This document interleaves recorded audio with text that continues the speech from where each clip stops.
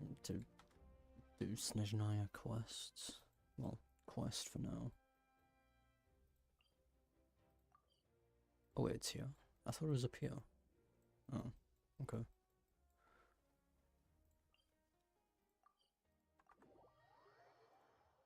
Fair enough.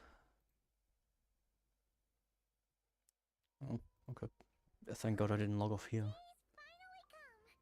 We're off to meet the Tsaritsa of Snezhnaya. What is she planning? And why does she need the gnosies? Soon, we'll have our answers. Guess this'll be the end of your journey that your brother mentioned. What is he expecting you to find there? Yeah, I'm sure this is the end of the journey mentioned. Hopefully, there'll be plenty of time to relax, eat some good food, and have fun before we arrive. But whenever Paimon gets thinking about how our destination is right around the corner, all these questions come flooding into Paimon's head. Yeah. That's what I've got to do. We can't start the final leg of our journey with that kind of mindset. Just think, we've fought dragons and sea monsters, defeated creations of the gods, faced prophecies of doom and the threat of the abyss. Heck, we've even been to the moon! With all that experience under our belts, how can we be any more prepared? There we go. Now I should be fine. Stick close to Paimon, the best guide you could ever ask for, and let's charge straight for the finish line! Off we go! What about me? Do I get a call out? Whoa! Columbina? Huh, you kind of snuck up on us there.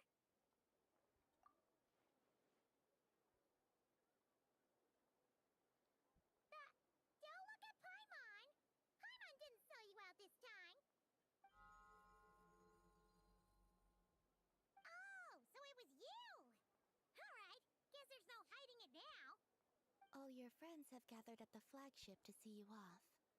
I invited Sandrone too, but she said she had to go back to Snezhnaya. She must be busy. She had some nasty things to say about you before leaving. Would you like to hear them? She hasn't changed a bit. Alright, let's hear it. If they're heading to Snezhnaya, I'll bet it's to cause trouble for Her Majesty the Tsaritsa. Attending a farewell party for people like that would not be a good look for me right now. Also, please tell them not to count on getting help from a Fatui Harbinger in Snezhnaya. I feel like there'll be one Not that'll help. terrible precisely, but we're on different sides. So when you get there, don't do anything to make life difficult for both of us. Well, that definitely sounds on brand for her. The attitude, the reasoning. Alright, we'll do our best to keep our distance then. No, you've misunderstood. I think she means that she'd like you to go see her. How? As long as you don't make things difficult for both of you, you'll be fine. Huh. You really have to read between the lines with Centrone. Go on, get to the flagship. Everyone should be there by now.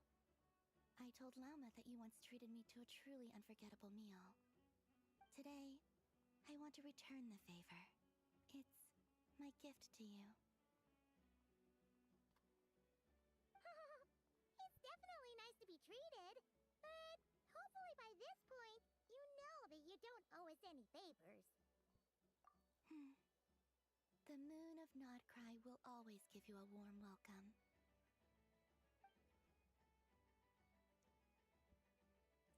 That is twice now you don't actually get to see the characters there. Just kind of skips it now. Okay.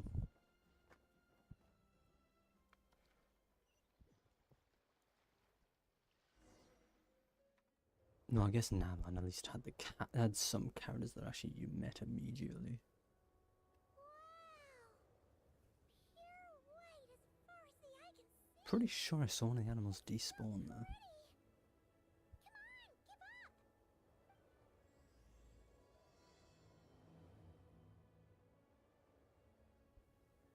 Oh yeah, I did see one despawn, okay. Thank God I wasn't going insane there. Oh, forced into pyrolumin. Okay. Look! They look similar to the ones in Notcry. You know, just minus the effects of Kulaki. That's a sure sign that we're officially in Snezhnaya now. Yeah, that's the sign. Not the amount of snow everywhere. Treasure chest around here somewhere. No adventure is complete without a chest or two.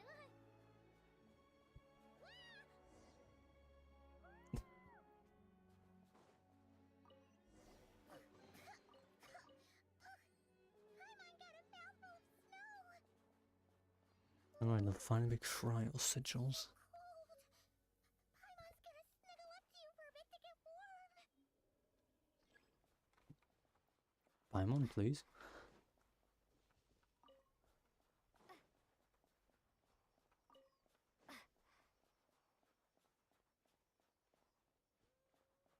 Some bears. Hey, check it out! Those are bears, right? Aww, look how big and fluffy they are! So cute! Quick, take a picture before the moment passes. Right here. If we get any closer, we might scare them up.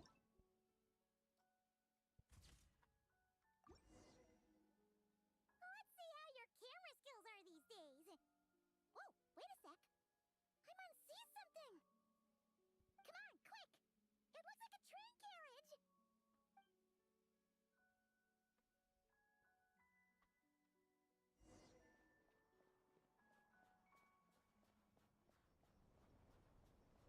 Oh, it's Paimon's heard that Snezhnaya has loads of railways and trains. This must be one of them. But why is it abandoned? Ooh, it's still so cold. Ooh, I don't know. Maybe. Also, is it just Paimon or is the snow getting heavier?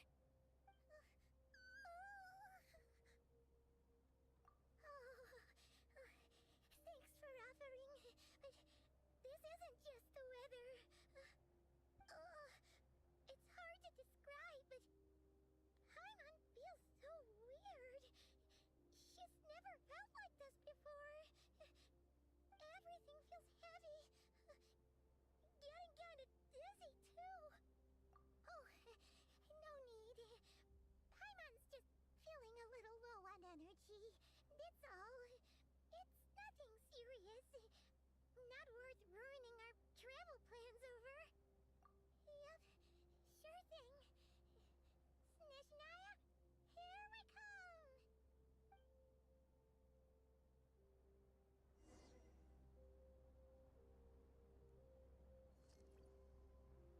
Can I move?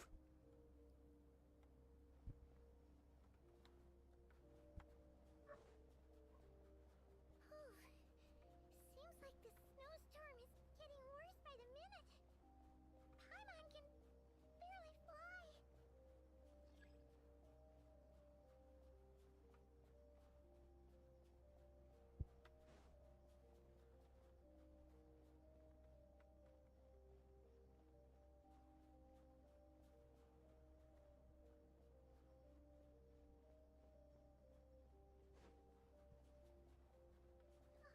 Oh, look! There's a cabin over there. Phew. Let's get out of this storm.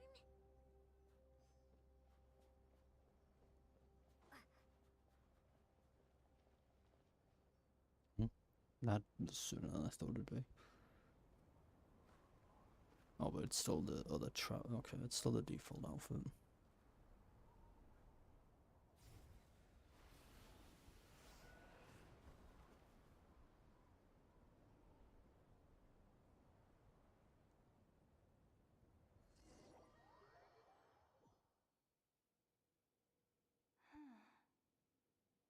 What is this place? Where's Paimon? I need to find her. Fast! Paimon? Paimon! I wonder if And Paimon's not here again. Will traveler speak more? That's strange. Where could she be? I guess I'll try further ahead. Hang in there, Paimon. I was gonna say there's no way that fire doesn't cool you, doesn't warm you up. Considering it's going to be the exact same mechanic from a dragon spine. Train carriage? Maybe I can get up from the inside. Another campfire already? A reward on the road. Seems a bit unnecessary, considering the last one was not so far away.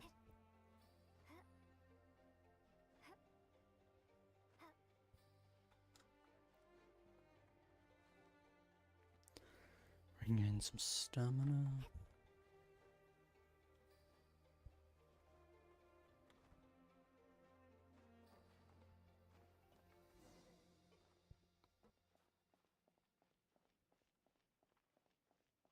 It says here, Krasnik's torch, civilian model. It's definitely getting a little warmer now it's turned on. I really hope Paimon's okay.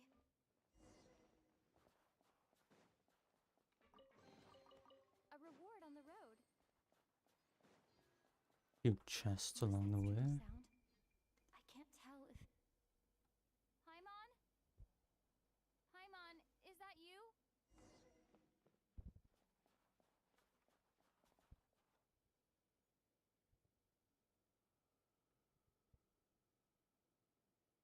Incoming entity detected. Authorization granted. Initiating original. Hello, Descender, who's reached the eve of tomorrow. Eye of Grey at your service. Time since last activation. Time measurement unavailable due to the influence of... Anyway, it must have been a very long time. I was born to fulfill a mission. To reach tomorrow. To this end, I must... Strange.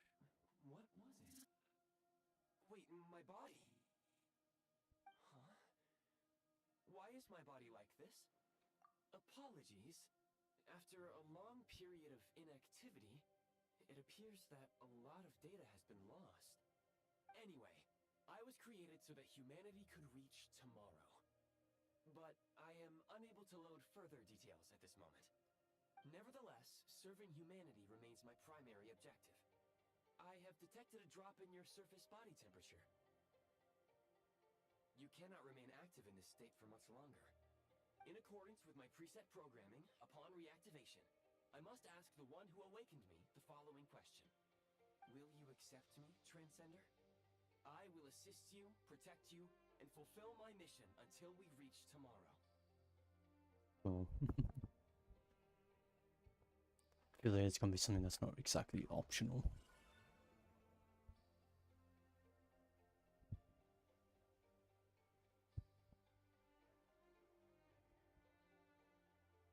You have made a very wise decision.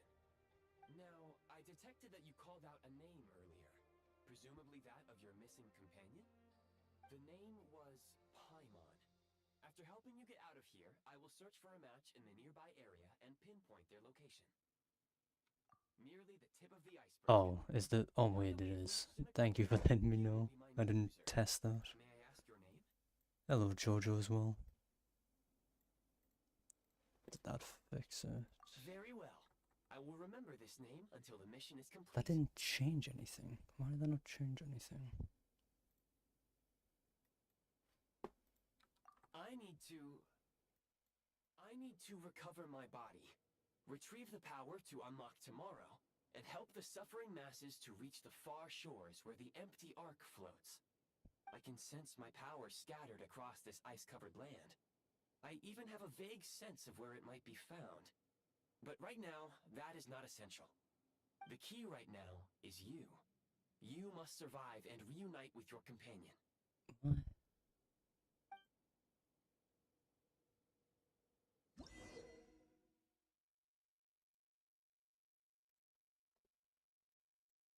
What? You You may now execute the command, Demolish. Use it to remove Prime Ice unit count has been updated. Can I exit out? No, it's 2. What's going on with the volume? The volume seems fine now. You may now execute the command, Build. Use it to create a Prime Ice construct to prop up the door. I'll keep this close. Scanning local environment. Exit has been sealed off with ice. That would not be an efficient approach. One moment. Usable construct blueprint detected nearby. You can use this to clear the solid ice ahead of you more quickly.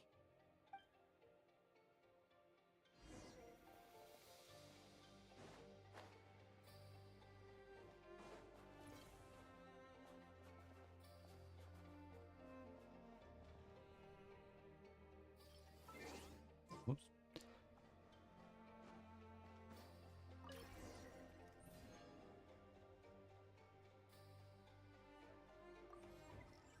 Oh.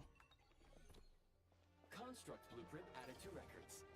You may now execute the command, Build Heat Source. Generate a temporary heat source to rapidly melt the solid ice.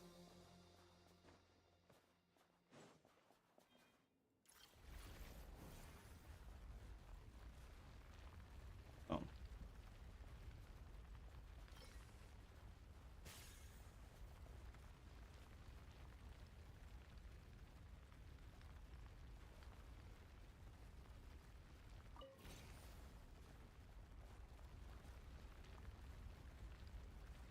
I see, it can just follow you.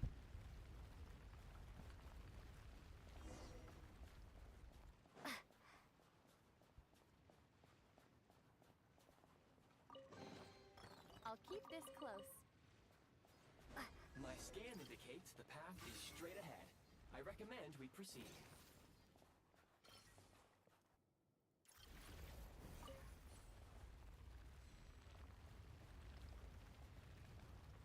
This just seems that it's going to take longer than it really should.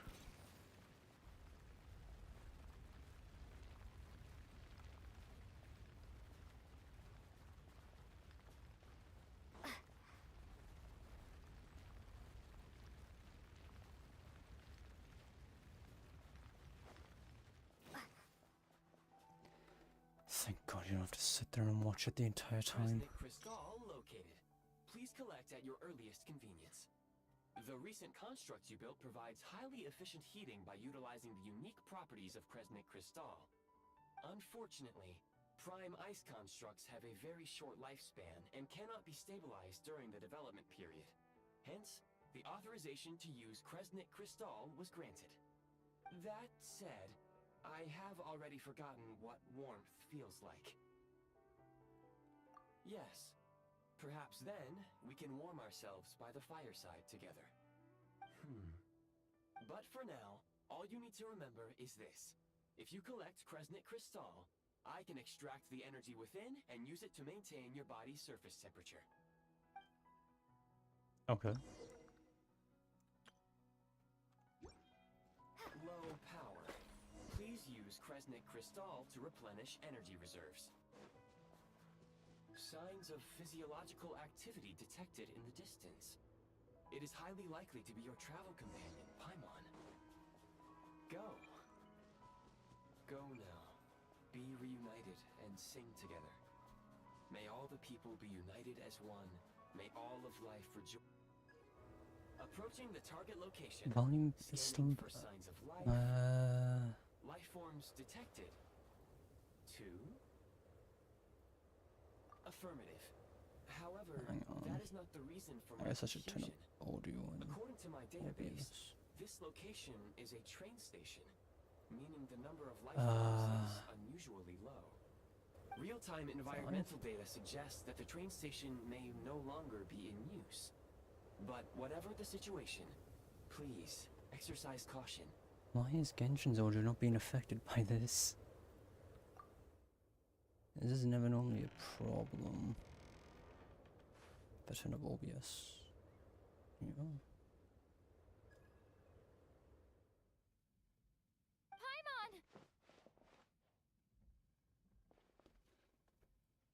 Hmm.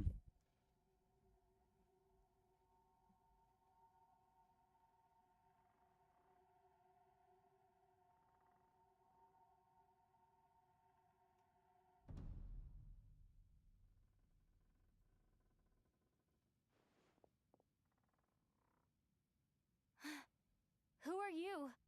Don't worry. She's only sleeping. You must be the Traveler. She called your name repeatedly while attempting to battle her way through the blizzard. Echo. Newcomers to Snezhnaya struggle to adapt to the sheer cold at the best of times. Lately, even the locals are suffering, with a powerful monster having summoned a bitter snowstorm.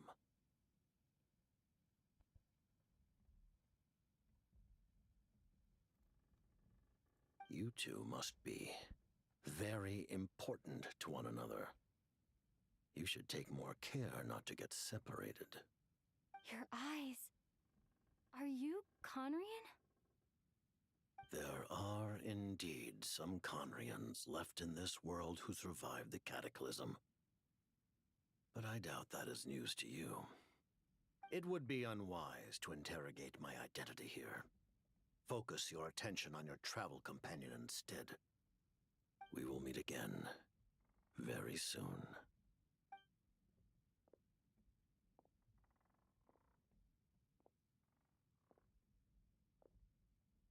The unidentified subject has now left the area. He appears to be an individual of great significance, but my search has yielded no relevant data. I will try searching the database again. Against the odds, your companion is safe and sound. The other person even left a blanket for her.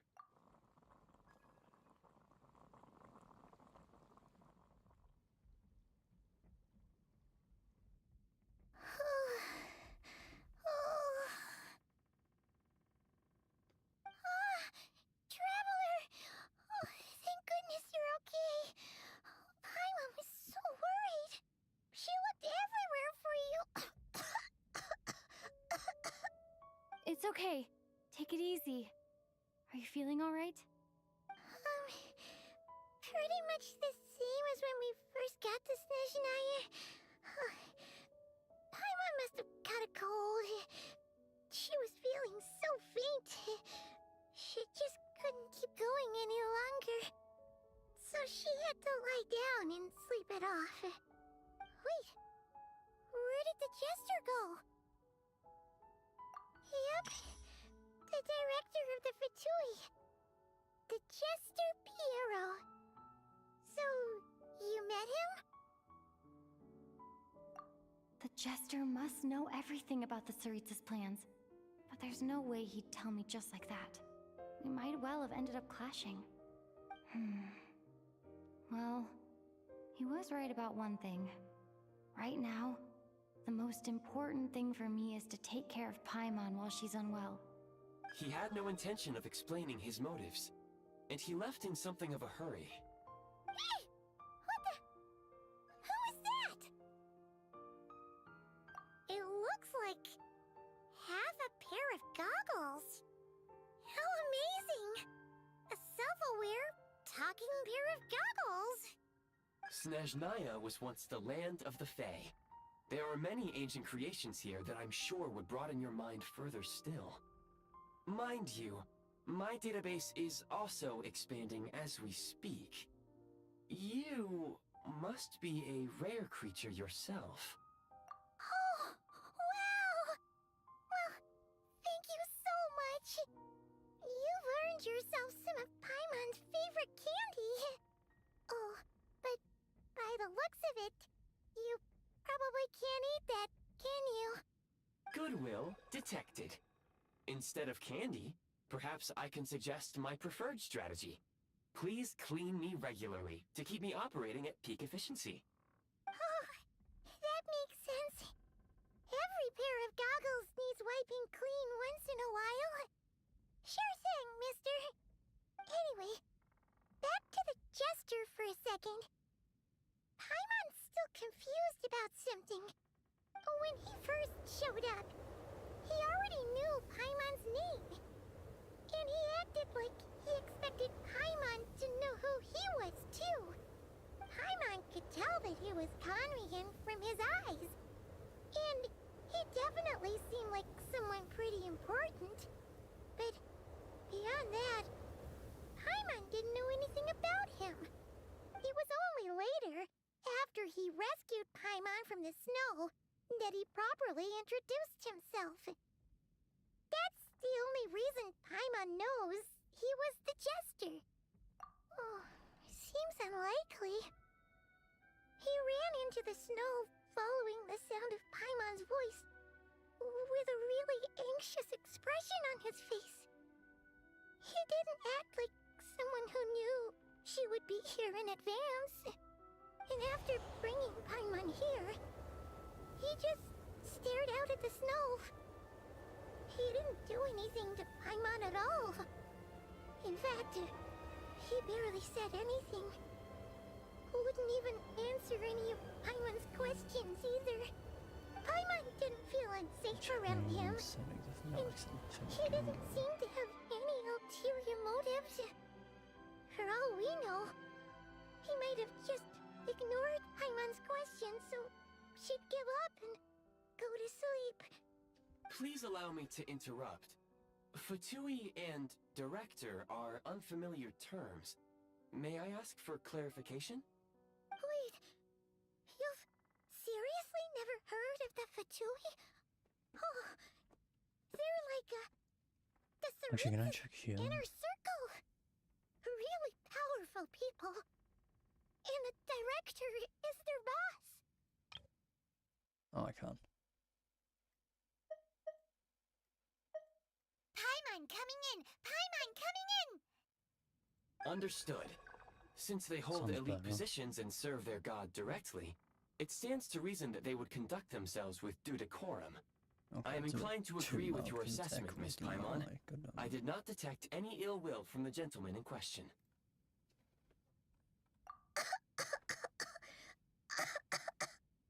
Sorry, I that shouldn't have wasn't the encouraged you to echoing. talk so Okay. much. Paimon, new plan. Let's get out of Snezhnaya for now. We can come back after the weather clears up and you're all better. The jester mentioned that this snowstorm being the work of a monster is worse than most. Even if we made it to Snezhnograd, we'd still have to wait out the storm before we could do any exploring. Oh, well, it's really nice of you to look out for Paimon, but she doesn't want to hold you back. It's still We were echoing. really psyched up for this journey when we first set off. Okay.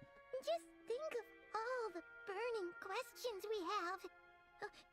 If we turn back now, who knows how long it'll take before we finally get answers. Further information is required regarding the monster situation. But objectively speaking, there is another more pressing issue at hand. At this point, we have traveled a significant distance into the blizzard. Were we to turn back now, the road would be extremely treacherous, especially since we would need to travel on foot.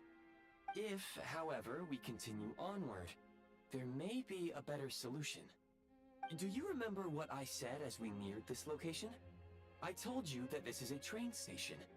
While it has evidently fallen into disuse for unknown reasons, the tracks remain intact. We can break through the blizzard and forge ahead by driving a train. That is the Snezhnayan way. There is a small town up ahead, which would be the perfect place for Miss Paimon to rest and recover. Paimon thinks Goggles here makes a great point. Let's do that. Oh, come on. Don't worry. Think of all the traveling we've done so far. When has Paimon ever gotten sick before? Practically never. 'Cause she's in great shape. Sure, she's a little tired right now, but it's sure to clear up on its own. Okay, it sounds like this is actually very Affirmative. coming through fine. Should you ever need my Jesus. assistance during your future adventures, please call for the Eye of Grey Kind of whenever wish I had you a better wish. way of testing that Otherwise, beforehand. I will remain silent to avoid causing any unnecessary distraction. Now, please follow me to Not the train necessarily tracks. just recording a quick sample audio.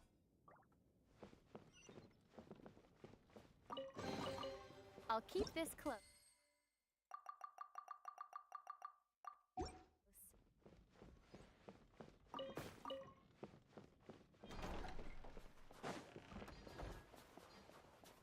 Sure.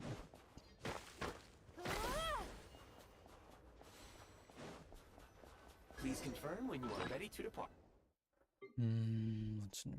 This is okay.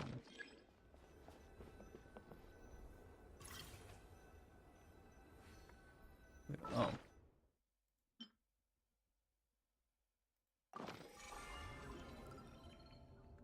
That is not what they intended you to do.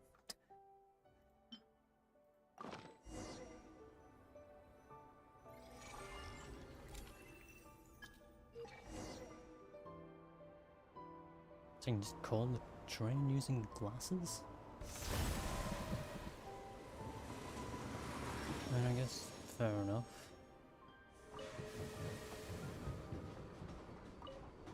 That's maybe some sort of cutscene because the Heading north from here, travel we will outfit soon changed. arrive at... Wait, there's an error message. Could not detect clear tracks. What exactly does clear mean? Brace for impact, friends! Preparing to enter impromptu flight mode. What do you mean impromptu flight? It's a destroyed train track, isn't it? Yep.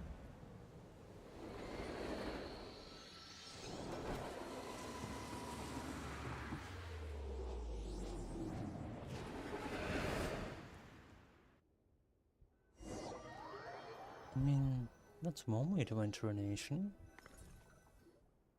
How strange. Not only was the station's status different from my records, but even the railroads and the terrain itself have changed substantially. Yeah. Thanks to your quick reflexes. My sincere apologies for putting you in danger. I'm afraid I'm as confused by all this as you are. Agreed. This is likely a consequence of outdated railroad data.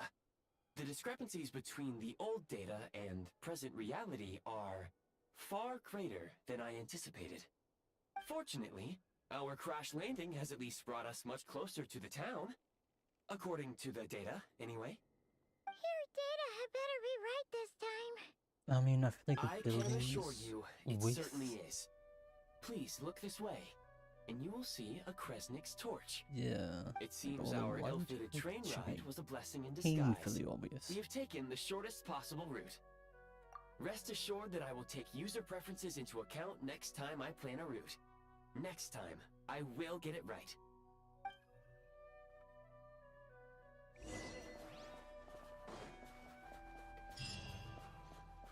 I saw something disappear there.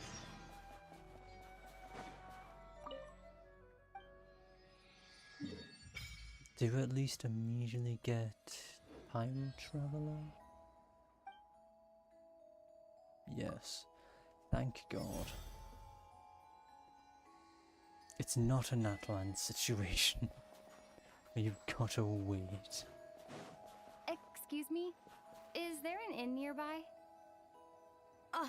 I'm sorry, but they've all closed.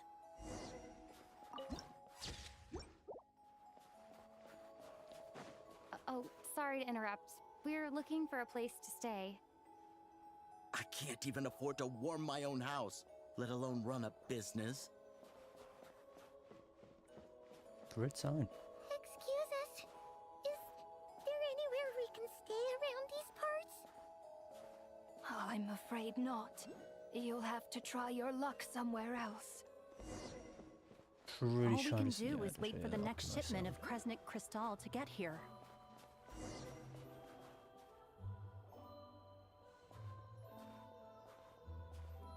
Hi there. Do you know if there are any inns still taking guests in this town? Doubt it. They're probably all closed. No one has enough Kresnik Crystal to heat their own homes, let alone a business.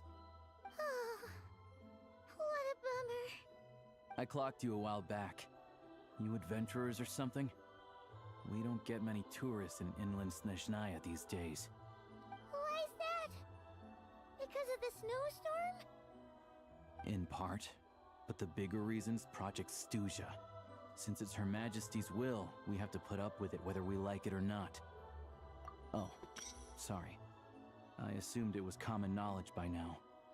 Basically, the Tsaritsa is planning something big. Something that requires an enormous amount of energy. Even if they used all the surplus Kresnik Crystal in Snezhnaya, it still wouldn't be enough to meet demand. So, the Vetcha passed a resolution requiring all factories and households to reduce their energy consumption. The policy has thus been charmingly named Project Snezhnaya, meaning bitter cold. Bitter cold? So, like, it's gonna be a cold winter, folks? You're all gonna have to find a way to get through it? That kind of idea? Pretty much. When you're broke, you scrimp and save. When it's cold, you huddle together for warmth. There's always a way to stretch things out to make ends meet. Trouble is, if you stretch someone out like an elastic band for too long, who knows if they can ever bounce back. You know what? Come with me and see for yourself.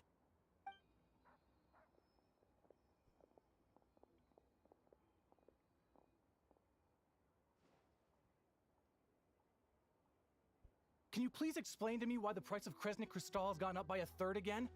Even as our purchase quota has gone down. You only come here twice a month. This won't even last us a week. The supply and pricing of Kresnik Crystal are based on current production volumes and price data. We Fatui are only responsible for delivery and security. I'm not in a position to explain to you how the figures are calculated, but I assure you, they are as fair and reasonable as possible. Oh, so our lives mean nothing to you? How can you expect anyone to survive a single night in this weather without heating? Since you insist on making me repeat myself every single visit, I will remind you again. There is no monopoly on the trade of Kresnik Crystal. You are free to purchase the shortfall from elsewhere on the market. What market? Nobody else is selling! And when they do, they charge 8 times the normal rate! It's robbery is what it is! Which is why the Snezhnagrad Veche passed a resolution to support border communities, without which you wouldn't even be able to buy crystal from us to begin with. So if you're here just to argue, move aside and let the next person in line come forward. Everyone's feeling the cold here. You... All right, everyone, let's calm down for a second. A few words, if I may. We're all subjects of Her Majesty the Tsaritsa, and I'm sure every one of us is dedicated to her great cause. We all know how cold it is. And the more it snows, the harder life gets. Everyone's struggling already. Let's not make things even more difficult for each other. But Liaison Shishkin, there's clearly something wrong with this quota. I have a family in Marepasak who tell me they can buy at least double our crystal allotment. Oh, believe you me, I had the same reaction when I first saw the numbers. Couldn't believe what I was reading. I even wrote a letter to confirm the true figures, but I'm afraid the quota really is as low as you've been advised. Still, you must understand that calculating these energy quotas is a complicated balancing act. They have to factor in population, town size, industrial application. Our top priority must be to keep the largest Kresnik's torch burning continuously. Only then can we sell the remaining crystal for household use, and in doing so, we must make sure that everyone is treated fairly. As our Fatui comrades said, they are only responsible for delivering the goods. They need to keep accurate records, and they do not have any authority to modify the rates or quotas. That's right. Our duty is to do things by the book. Tell you what, listen. I know how anxious and upset everyone is. As a matter of fact, I was just discussing it with the mayor. What we can do is open the lower combustion chamber of the Kresnik's torch to the public. You can come to me directly to register, and I will allocate time slots accordingly. I can't guarantee there'll be ample energy for household use. We can at least make sure you'll be able to boil water and cook food each day. Let's hang in there and make this work together, all right? Fine. I don't see any alternative. So, this is Project Stuja in action, huh? Oh, no wonder nothing's open for business. People are barely getting by. You were looking for an inn, right? For your, Fae friend? Oh, Paimon's not a fae. Just Paimon. She must have caught a cold or something. We only just got to Snezhnaya, and we're still getting used to the climate. I have a small place in Stratomoros. I don't stay there very often, though, so it's pretty basic. But if you're not picky, you're welcome to rest there for now. It's not much, but I've got blankets and a warm fire. Are you sure? Oh, that's really kind of you. All right, then. This way. Hello. Did I'm he ever Alosha. introduce himself, or did I'm I a just hunter. miss that? Though it... Like, I feel like he didn't introduce himself. all geared up. Can I even level him up for the free ball? Nah. Okay.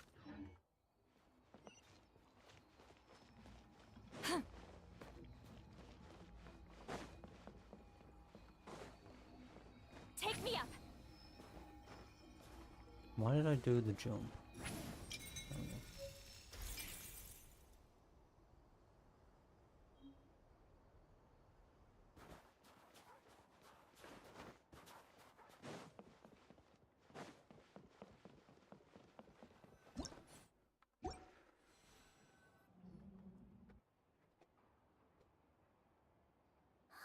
I must have just missed So cozy and introducing warm. himself. Paimon's getting nice and toasty. Oh, wait. Paimon only introduced herself so far, didn't she?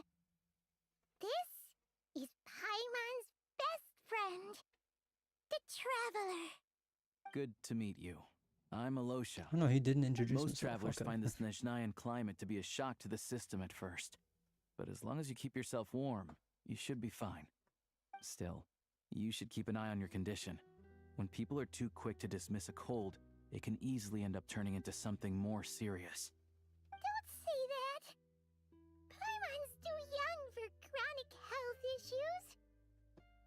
They aren't in town right now, and they won't be back anytime soon. The train station has been closed ever since these power shortages began. I do a lot of hunting, so I spend most of my time exposed to the elements. But even the animals wouldn't survive long in a storm like this, let alone a hunter. Nothing to do but sit tight in town until the weather improves. I get that you're in a hurry, but even if the station were open, that doesn't mean there'd be any trains. We could end up stuck here for a long time, I'm afraid. What? Your own train? Wait, hold on. That train? The one that suddenly fell out of the sky and crash-landed on the ice? Oh, we got lucky and found it in a cave. Oh, then our luck ran out and we had a little accident. Pretty crazy for a random find in the mountains. Well, as long as your train's good to roll, you might get to Snezhnagrad after all. I've been doing some digging recently. Turns out, the real reason for the current energy crisis in Stratomoros is that some of the supply is being seized for a private stockpile. But to expose what's going on, I need to catch them in the act. So, I'm heading off to catch a rabbit. Huh? Wait, No. a rabbit stole the crystal? It's a figure of speech. Real rabbits couldn't pull this off. They'd prefer carrots to Kresnik Crystal anyway. Shishkin, Mr. Positive Attitude, let's all get along now, shall we? Him? Really? Paimon never would have guessed. Huh? You're coming with?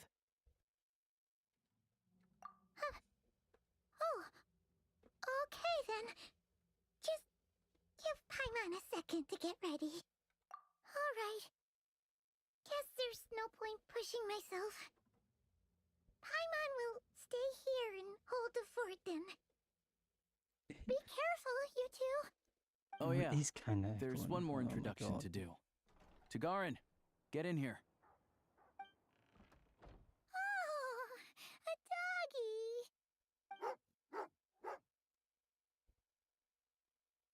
Oh, angry doggy.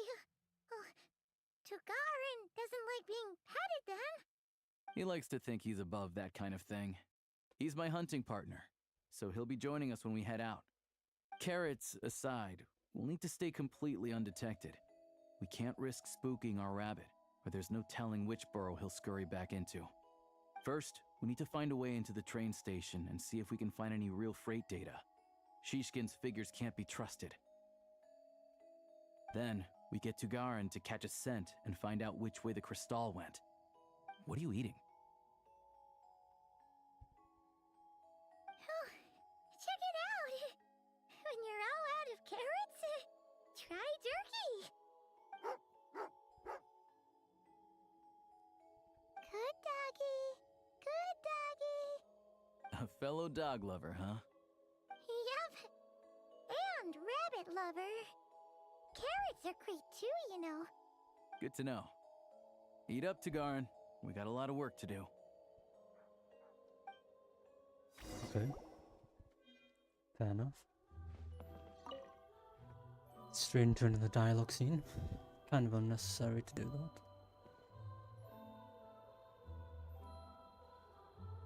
The dog is heading on its own.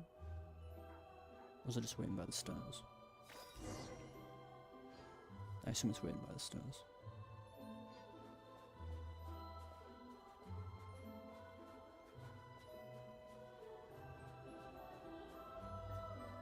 It Wait. would be nice to have control of my camera.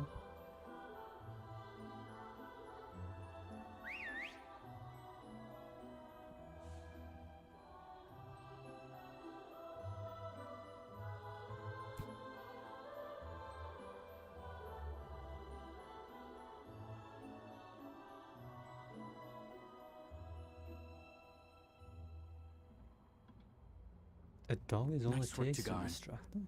Come on, we'll go around.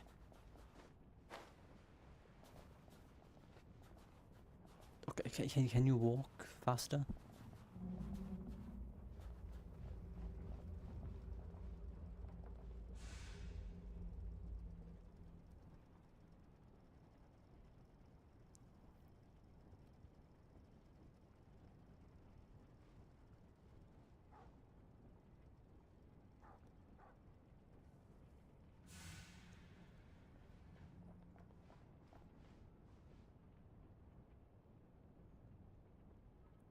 Um.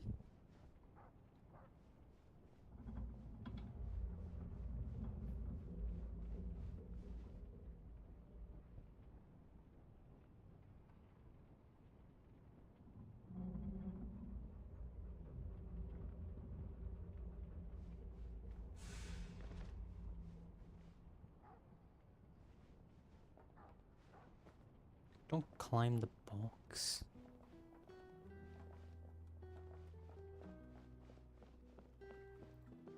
This way.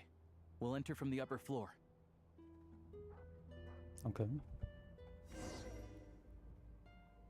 Oh. I thought I would have control.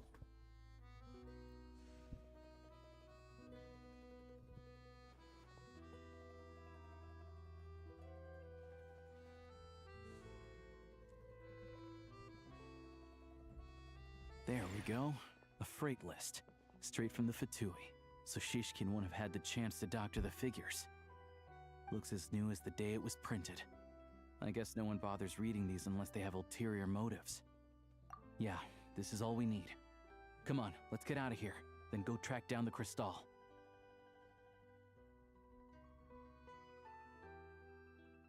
Tugarin's a keen hunter, and catching rabbits is his specialty. Okay.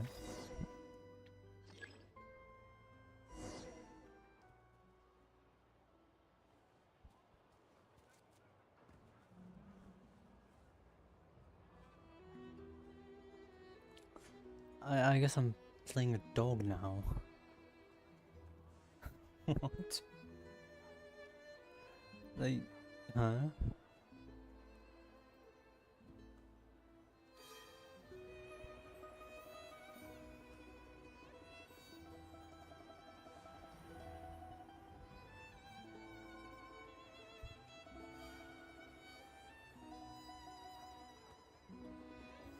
I wonder if I'll go follow all of these.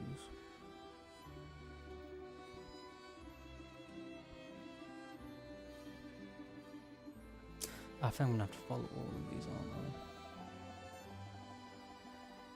This one doesn't feel like it's gonna be the right one. But if he picks up the scent of Cristal somewhere and there's no stove around, that's how we know something's up.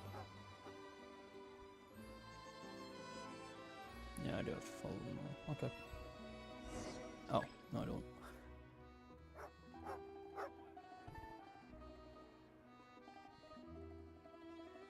This must be the rabbit's warren. Good job, boy.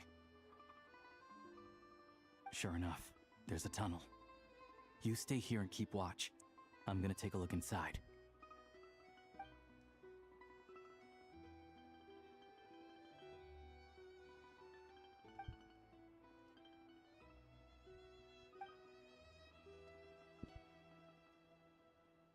Thanks for looking out for us. Things are getting tougher by the day. Is he really looking out for them though? No need to thank me, it's my pleasure. Sure as Her Majesty the Tsaritsa watching over us, every sacrifice will be worthwhile. Let's grit our teeth until the blizzard passes. These days of hardship will be over soon. Maybe for everyone else, Liaison Shishkin, but for you, the hard times have only just begun.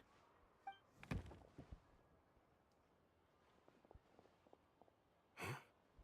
Who are you? What's the matter?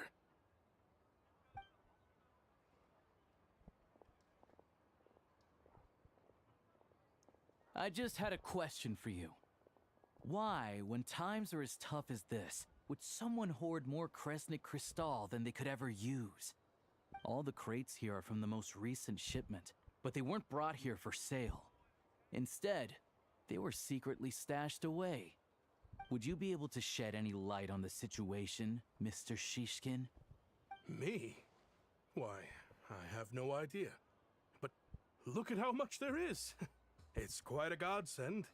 Now there will be plenty to go around. This godsend was found in a cellar adjacent to your residence following a tip from Mr. Alosha. And this is only a fraction of what we found down there. We're still taking a full inventory. The official figures will be finalized shortly. I've always been grateful for your efforts to mediate between us and the townspeople of Sretomaros. But now, Mr. Shishkin, it appears you were the source of the conflict all along.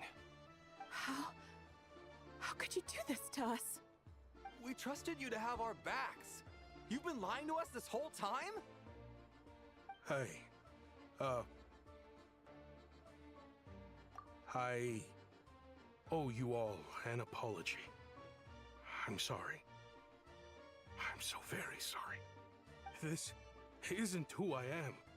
Please believe me, this was a one-time mistake that I will never repeat. We all know how difficult life has been since Project Stuja came into force. Energy is an increasingly scarce resource. People everywhere are getting desperate. But some places have been hit harder than others. I grew up in Alatir, a small village with no train station. Deliveries of Kresnik Crystal have ceased there entirely. If nothing is done, they're all going to freeze to death. You know as well as I do how downright impossible it is to buy Crystal these days. The thought of my poor mother and father, with no one to help them, I felt so afraid. I watched as energy grew scarcer by the week, all the while knowing that their lives were at risk. Then one day, I looked at the Crystal shipment in front of me, and a terrible, selfish thought entered my mind. Looks like I'm just not cut out to be a criminal. I'm so sorry. Once the Fatui have finished their count, you'll see that the numbers match their waybill.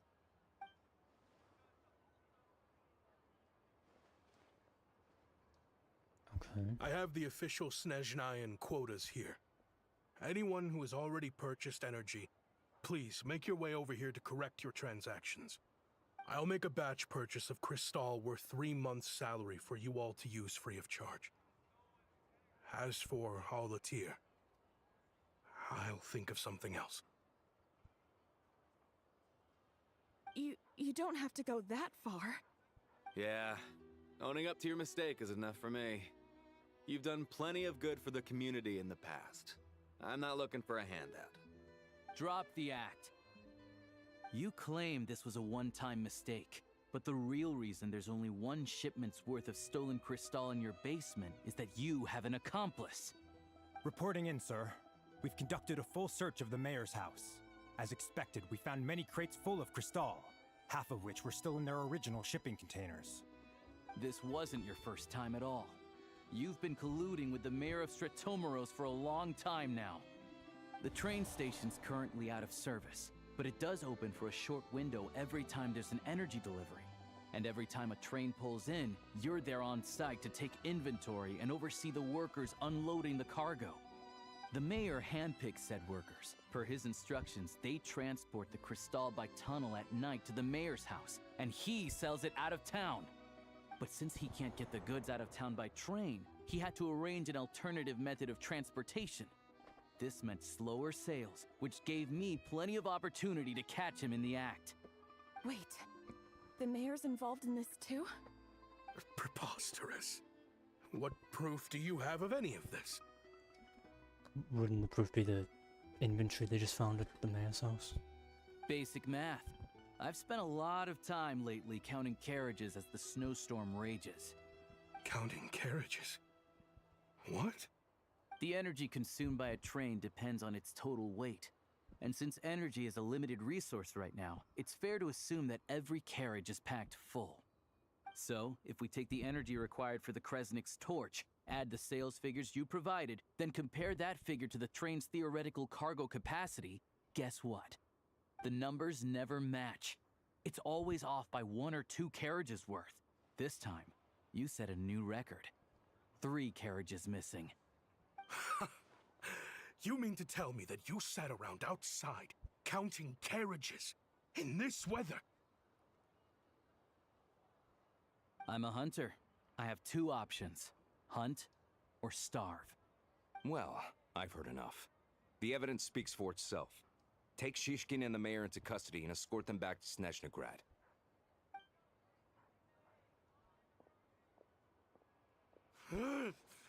You cocky little brat, ruining my business. Just you wait.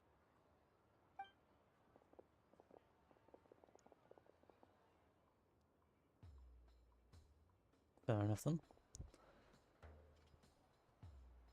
Yeah, something felt off.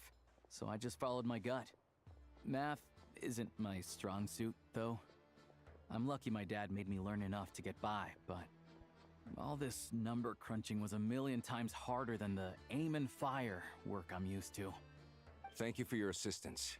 You're a brave lad. Shishkin was quite the cunning criminal, as I'm sure you can tell. He did all of this right under our noses, and we never suspected a thing. A wolf in sheep's clothing. He had everyone fooled. Even with that sob story he fed us. He was probably trying to keep the mayor out of it, not just mask his own motives. Without the compelling case you put together, even I might have fallen for it. Alosha, was it? Tell me, are you really a hunter? We can go find some wild animals if you want. I'll fire off a couple of shots, and you'll see whether I'm the real deal. I didn't mean to cast suspicion on your identity. It's just... well, I'm sure you've heard of the Rokot. Recently, they've been recruiting people with your kind of talent. They hide in plain sight under false identities, working against Project Stuzha, sometimes directly opposing the Tsaritsa herself. They aren't a violent organization, and their goal is to improve the lives of the common folk. But still, as a member of the Fatui, I wouldn't be doing my job if I didn't keep tabs on them. First I've heard of this. I don't really keep up with what goes on in the city. All I know is, people who don't mind their own business in the city end up paranoid about everything. As for me, I just couldn't stand Shishkin. I'm from Alatir myself, and I can tell you, nobody's lived there in years. Why would an abandoned village need Crystal? Of course, no one really cares about the fate of that place. I'm guessing today is the first you've heard of it. I see. It does sound quite tragic. Really. Well, thanks again for your assistance, and your friend here too. I will report this incident to Snezhnaya. The Fatui will take over energy distribution until new officials are appointed. We'll also ensure that the train station resumes normal service as soon as possible. Looks like it's my turn to brush up on math now. I never liked it as a kid either.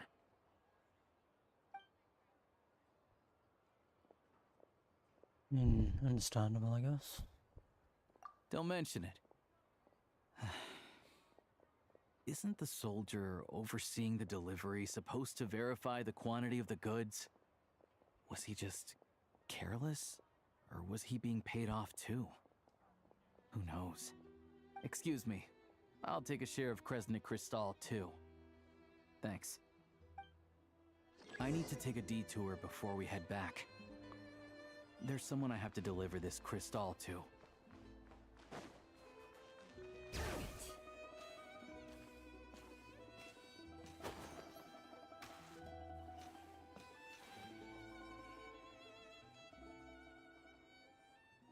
Hang tight for a moment.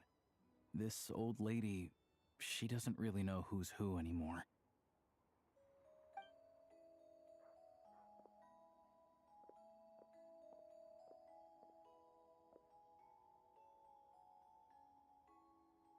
Oh, grandson. It's so cold today. You must be freezing. Ma'am, it's me, Alosha. Alosha?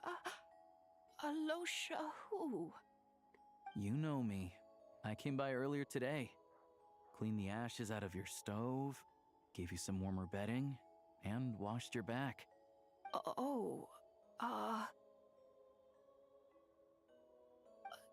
I'm sorry, I don't remember.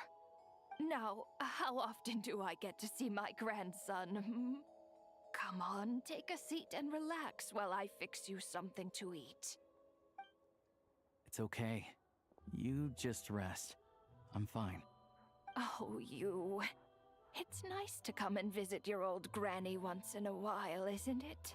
Sretomaros, a good town. All sorts of things to do and people to meet. And the local officials are good to us. Sit down, come on, take a seat. I still have some fruit left. Let me get it for you. Please, don't get up on my account. You need to rest. Where's the fruit? Right under the basket by the door. Or maybe it was on the bedside cabinet.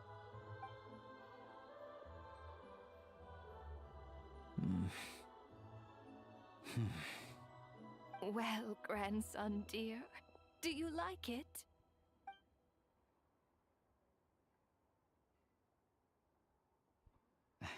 Very much, ma'am. It's delicious. Good. Wonderful. You don't need to save any more for me next time, all right? Fresh fruit is hard to come by at the moment. You should eat it as soon as you get it. Oh, I don't need it. I'm fine. But if you like it, come back for some more soon.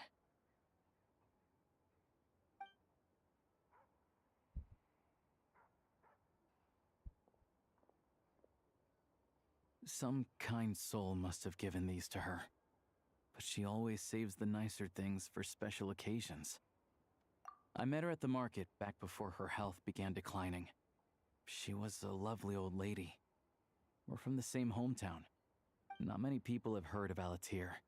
And if they have, it's usually for all the wrong reasons. There's a gang of highwaymen that came from there. Now that it's an abandoned village, it's rare to find anyone who shares fond memories of our hometown.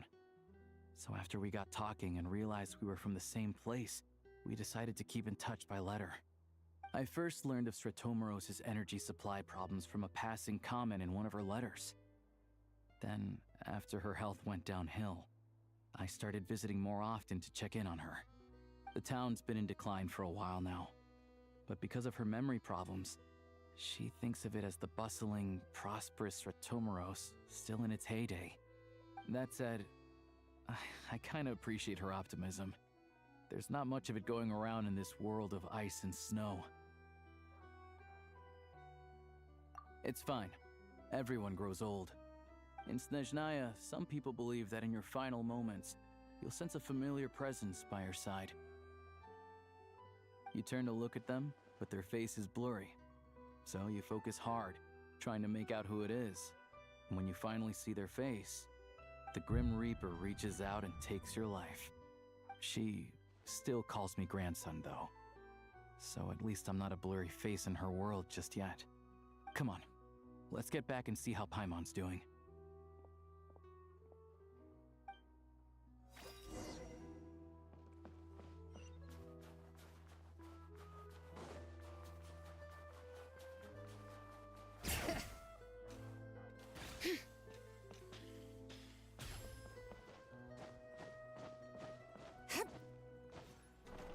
Oh.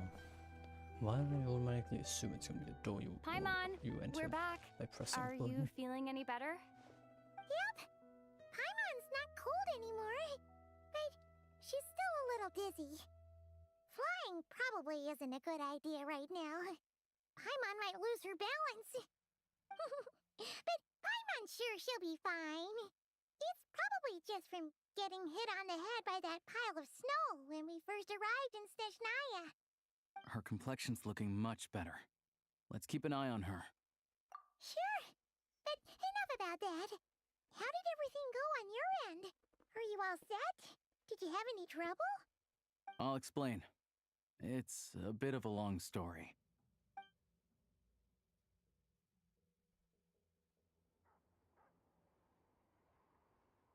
I thought Paimon wasn't gonna fly. Jeez, you guys got pretty busy. Sounds like the liaison officer and the mayor were running quite an operation. Good riddance to both of them. It's a good thing you managed to catch them. So, you said the train station will open again soon, right? And everyone has enough crystal now? Yeah. Well, enough to survive at least. Project Stuzha isn't going away anytime soon. People will still have to scrimp and save to make ends meet. Don't know. The goal of Project Stuzha is to gather energy for the Tsaritsa, but no one knows where that energy's going. It's never been made public. The thing is, we were told that the project would only last for 6 months, but time and time again, they keep extending it. Extending it? Does that mean the Tsaritsa's plan isn't going very smoothly? That's what everyone suspects. In principle, any proposed extension needs to pass by majority vote in the Snezhnaya Veche. But even though opposition has been growing, any detractors end up caving in to political pressure from the rooster, Pulcinella. He's the chair of the Snezhnaya Veche and a key figure in the voting process. He has the backing of many powerful and influential people. How come the Fatui are picking on ordinary people even here in Snezhnaya? I don't see it like that. Fundamentally, the Fatui will always think and act in the Tsaritsa's interests. But that doesn't mean they don't care about the plight of the common folk. The only reason Sratomoro still receives crystal shipments is because of a relief proposal put forward by the rooster himself. Then there's the Fatui soldiers providing support in every corner of the nation. Even the Northland Bank provided some mora for disaster relief, and they're as conservative and indifferent as they come. It's just that the rich and powerful in their fancy palaces live in a completely different world from us. There's always gonna be some conflict when those worlds collide. Yeah, well, even though we all believe in Her Majesty the Tsaritsa, there are still many differences of opinion on how best to tackle the big issues of the day. Regular folk don't have an easy way of getting their voices heard in Snezhnaya, while the rich and powerful are either unwilling or afraid to speak out for all sorts of complicated reasons. The Rokad provides the disaffected with false identities and an outlet to vent their frustrations. Of course, an organization like that exists in a gray area. The moment the Veche think they've crossed a line, there's sure to be a crackdown. But so far, they've been doing their best to help the common folk. Like us, don't you mean? You didn't hesitate to join in. You're not new to this, I can tell. That's because we're adventurers. It's our job to help people out with commissions and get to the bottom of things. Sounds like we're going to get along. So, what's your business in Snezhnagrad? Aside from taking your friend to see a doctor, of course. I want to meet the Tsaritsa. It's complicated. I've had run-ins with many of the Harbingers along the way, and I really need to know what the Tsaritsa is up to. Her ultimate goal, what the no-sees mean in all of this. Since I've made it this far in my journey, I have to find the truth, whatever it takes. Wait, so... no way. Are you who I think you are? Sounds like you've heard of us then. We're getting more famous by the day. I didn't realize I was in the company of giants. Honestly, we're all as curious as you are about what the Tsaritsa's planning, and why it has to involve us freezing to death in the snow. But getting in the same room as her won't be easy. The common folk aren't permitted to meet her at the best of times, and right now, she's probably not even in Snezhnagrad. Word is, she's heading east on a campaign to slay a monster.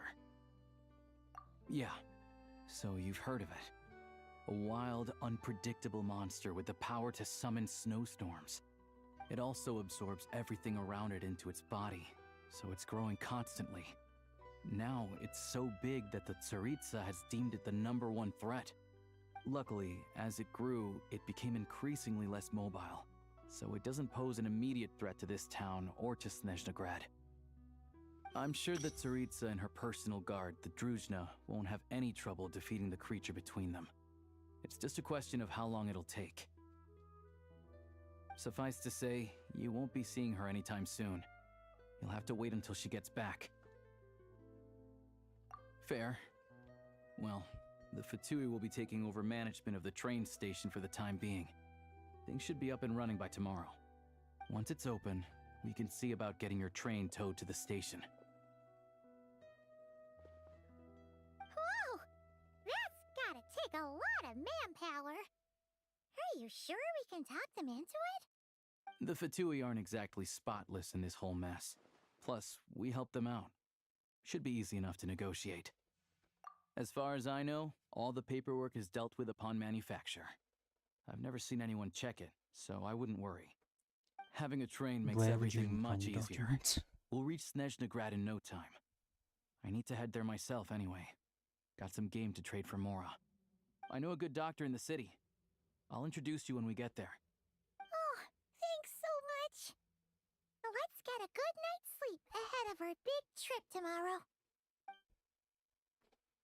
Okay.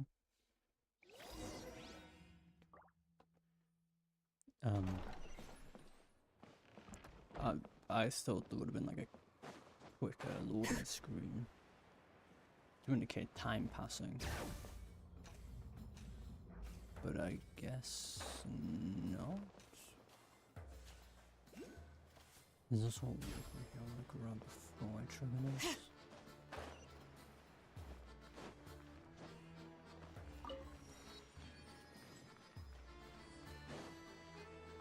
Oh, that is a big area. Okay.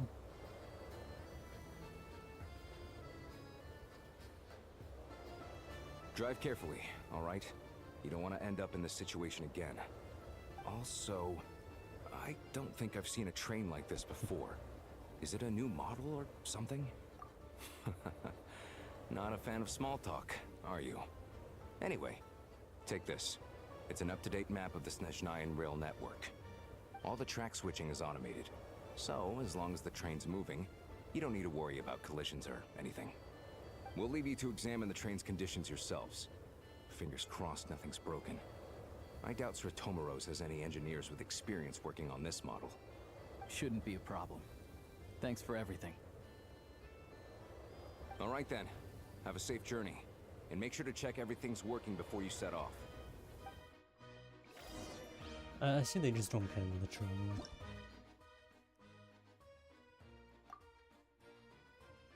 So you can travel to different areas using it. Okay.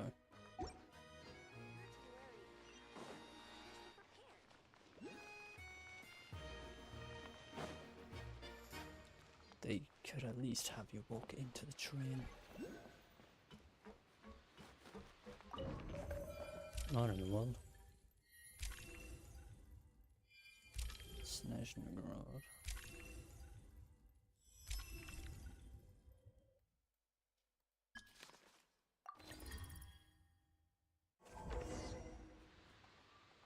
Alright. I Looks assume like there our will be destination settings have been applied. Maybe a first time special Let's cutscene? give this thing a final once-over and then head out. Goggles, your time to shine. Affirmative. Running vehicle diagnostics. What's this? Engine, green. Wheels, green. Frame, minor damage, but no impact on function. Diagnostics complete. All systems nominal.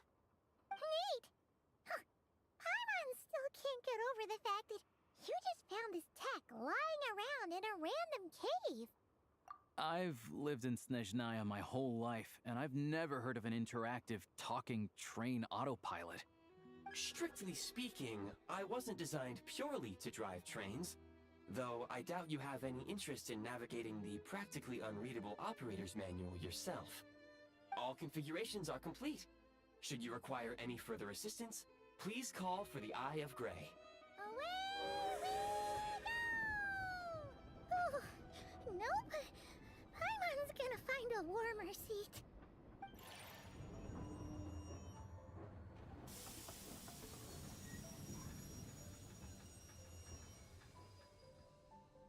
Huh? What's going on?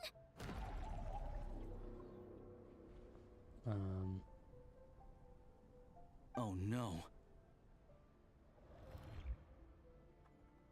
Yeah, that seems fine.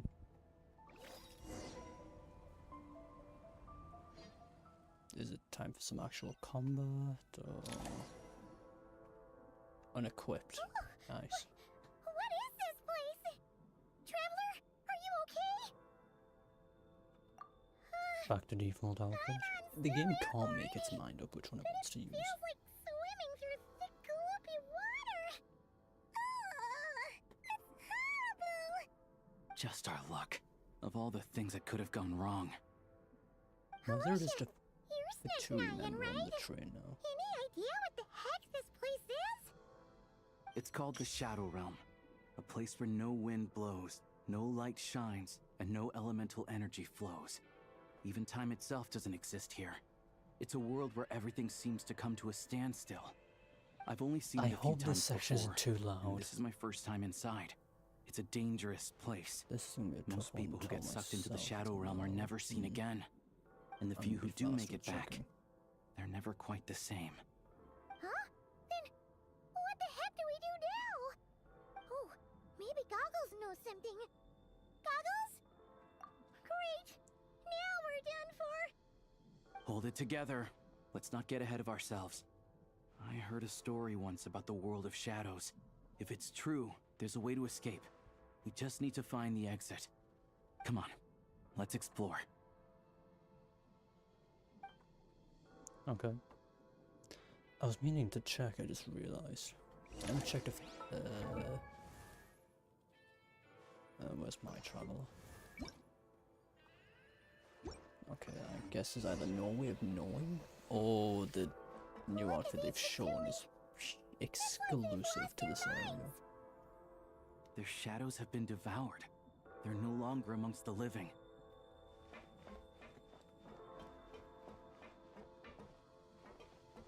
I can't channel elemental energy here, but I have a few gadgets that still work. Oh yeah, this place looks very safe.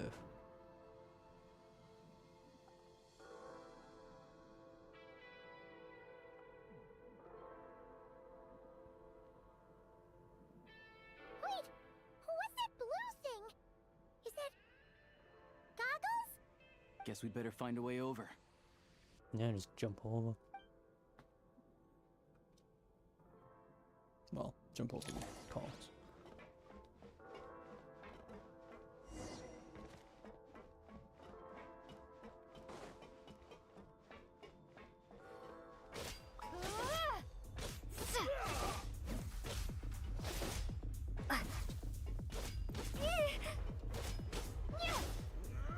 They have you barely doing any damage and the enemy's barely doing any damage. I wonder if that's just for the beginning part of this. So that seems a bit weird otherwise. Welcome to Alyosha. Hello. I am glad to see the three of you safe and sound. For now, at least. But things aren't looking too good. Correct. We are now inside what is known as the Shadow Realm, the darkest space in the shell, where even the Most High is loath to cast its gaze. Time and space hold no meaning here. It intersects with the world of the Light Realm only rarely, like an air bubble that rises to the water's surface. We must leave this place before it sinks back down into the depths once more. Sounds like you have a plan. Yes. In fact, the very purpose of my creation was likely to... from the Shadow Realm. It appears that key data is currently inaccessible, but now is not the time to resolve that problem. I have marked the exit to the Shadow Realm for your convenience. In addition, I have prepared some equipment to aid you as you traverse the Shadow Realm, Traveler. It may well be one of my core functions. Scan complete. Construction in progress. You just randomly change Activation outfit, code? We once peered into the past from the ruins of the shadows. This is what remains of the Golden City, Hyperborea.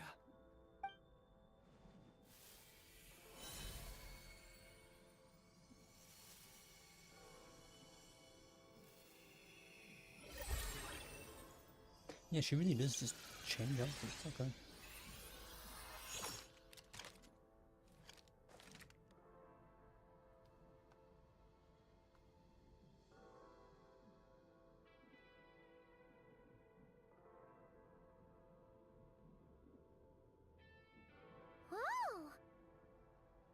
Now go. Arm yourselves with weapons of the spirit. Bring down the walls of the stronghold and extinguish the flaming arrows of the wicked. Is this a gun? In the Shadow Realm, where humans cannot channel the elements, there once was one who, after much research and many attempts, found this to be the most effective means of attack. Let's go. We don't have much time. Okay.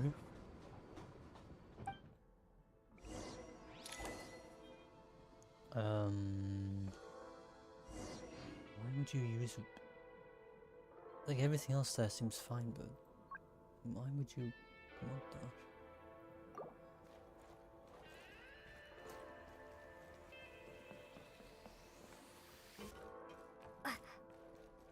When you encounter small obstacles, you can simply clamber over them.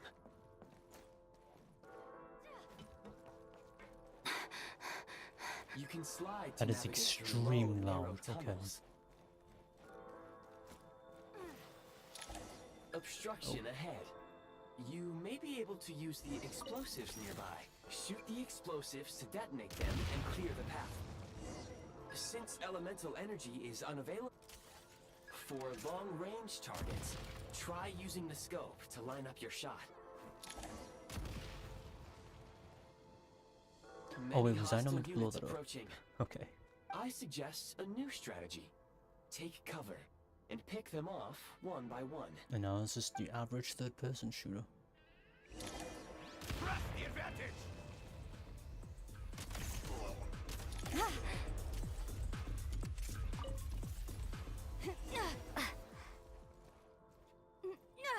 Oh, now the game's gonna automatically, More enemies detected. Try attacking with the newly unlocked Assault. Oh, it's the skill. Okay. Switch mode. Mind the rhythm. Where's the...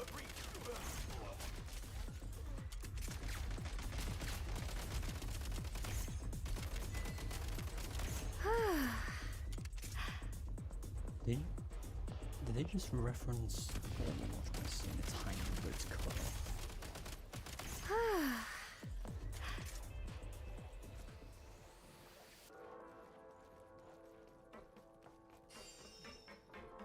I'm getting the feeling that's exactly what they just did. Aim at the freeze mark and pull the trigger to move using the rope. Okay, I'm gonna grapple hook then.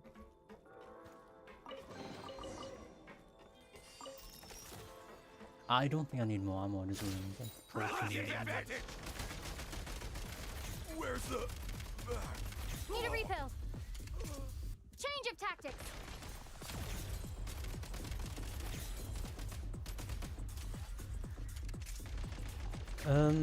It's new to this area. Some supply points can restore a small amount of stamina. Press on. It's only for Snezhnaya as far as I'm aware. I don't think they added it to the older regions. Okay, that panting is extremely low for no reason. You should be able to use the prime ice construct left here to cover long distances.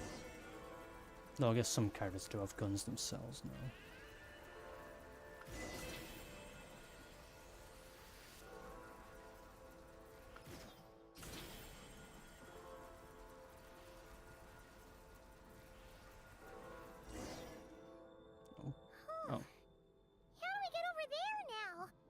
I recommend using this grappling gun. Such devices were originally used to secure structures in the Shadow Realm. If you detach the connected hook, the grappling gun will automatically fire a rope to another nearby hook. Okay. So, we just removed this hook, right?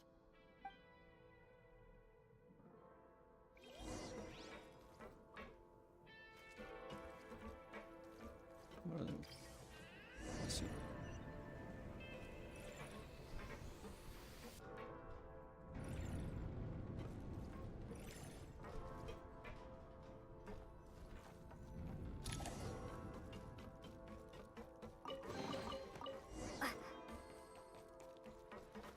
Stone at the stumbling block to 25.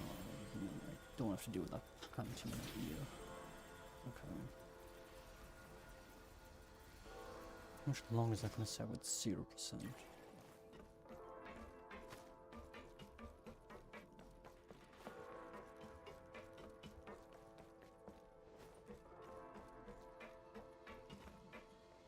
Back in business.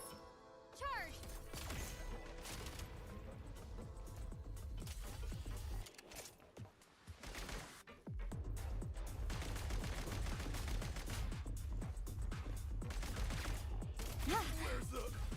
Sprint at the prime ice launcher to reach high places with ease.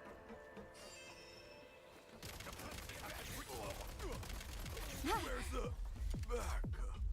Let's see the AIs. Usable munitions detected. Frag crystal.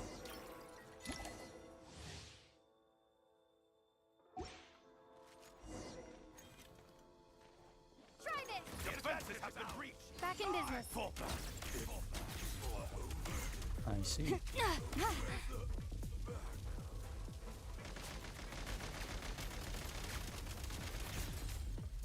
out! Need a refill. They really have a voice line just for throwing the grenade.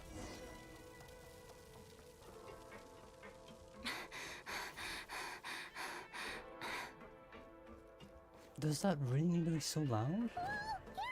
Shift your center of gravity and slide down.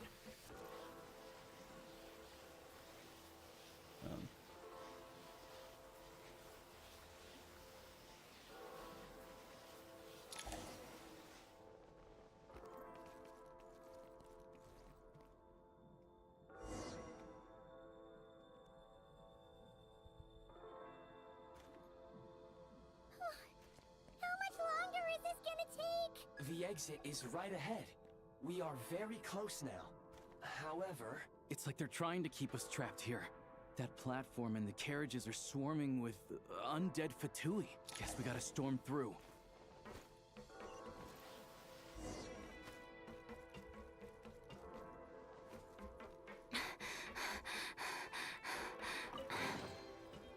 Nice.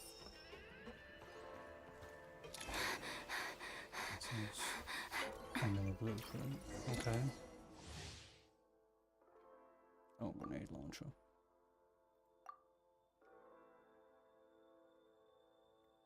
Okay. You may find switching to assault mode makes your attacks more effective.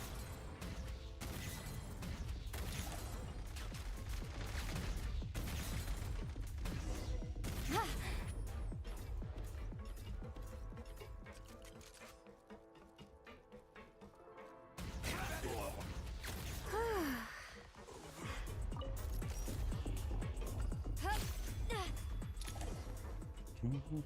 Oh no, you can't hold unlimited. Okay. Back in business.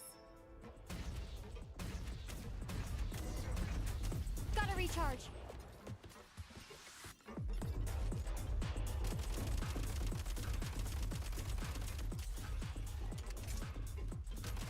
This guy's moving State number too 2. easy to fight. We're almost there!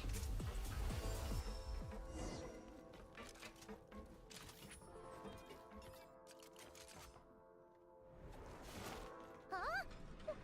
Why is everything shaking so much? Looks like the Shadow Realm is about to sink back down into the depths.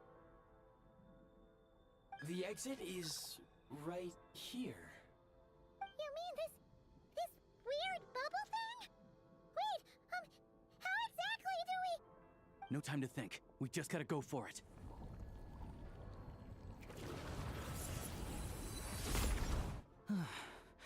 Looks like I was right.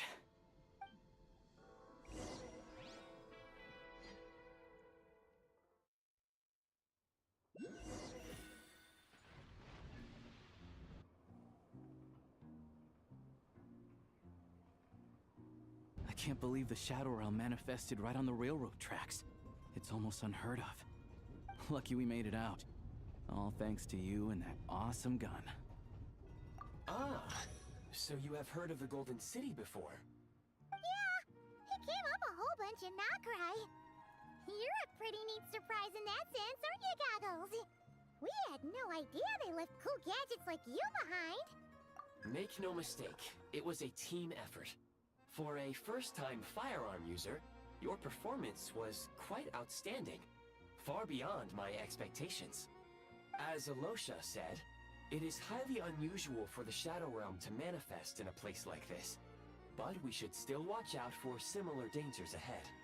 Oh, let's hope not. If anything else goes wrong with this trip, Paimon's gonna have train trauma for life. The Shadow Realm can appear anywhere, not just on the railroad. I am simply advising that we take sensible precautions.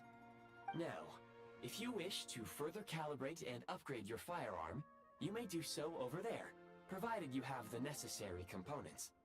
Please take a moment to catch your breath while I repair the body of the train. Among other things, this will ensure Paimon is a little warmer while on board. Oh, thanks, Goggles. You're a trusty train conductor. Well, maybe trusty isn't quite the right word, considering. Anyway, at least you get the job done. Yes, of course. And just like the Eye of Grey, I am sure it will be a great asset to you in your future adventures. If not the trustiest, then it will at least get the job done. Let's get some fresh air while the Eye of Grey fixes the train. Yeah, sure. Paimon wants to forget all about the Shadow Realm. It was so creepy in there. Stretching her legs might help take her mind off things.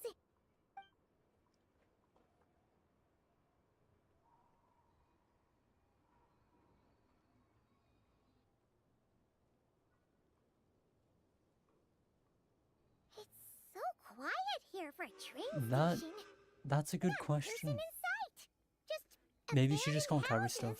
stuff. She might be very weak.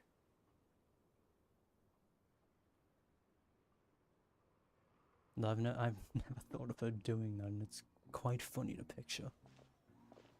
Huh? So much for repair? You've swapped our train out for a whole new model!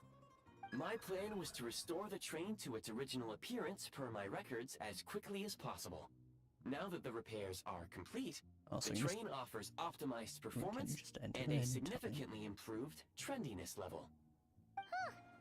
Didn't know trendiness was a parameter. According to my calculations, parameterization is the most effective way for the Eye of Grey to understand trendiness. Hyperborea, huh? I'm sure I've heard of that in a story somewhere. What an incredible little gadget you are.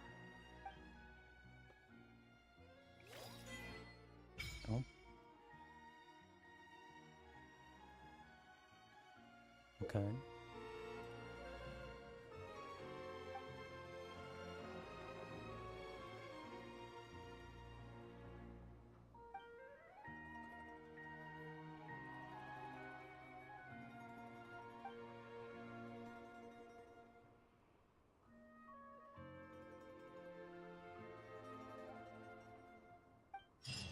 Cool.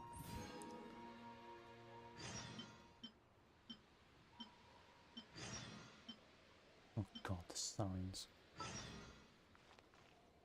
Beware of the obstacles, okay. Glad the very first thing I get is someone already leaving a note.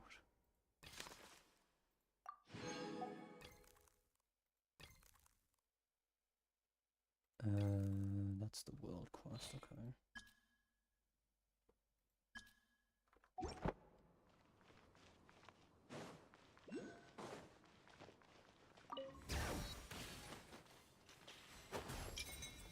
Don't jump that far.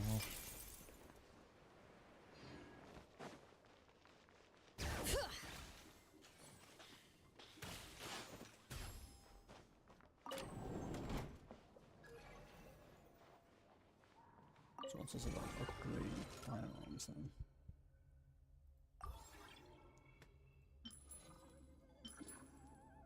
Shadowrun Vault. And just a bunch of exploration, okay. Same here.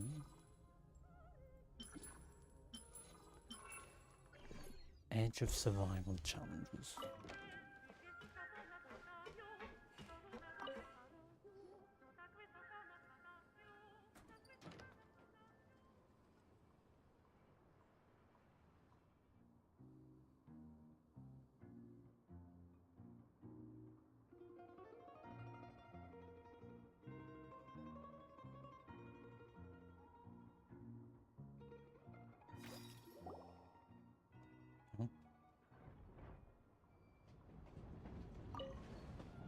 Sure.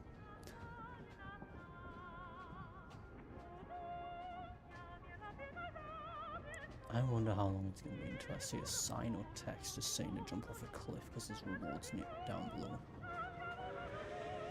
We really had to build the railroad over a canyon, huh? You might want to avoid looking down if you're afraid of heights. No, it's not that. Paimon's just praying that we don't have yet another accident. Why does it obtain resource?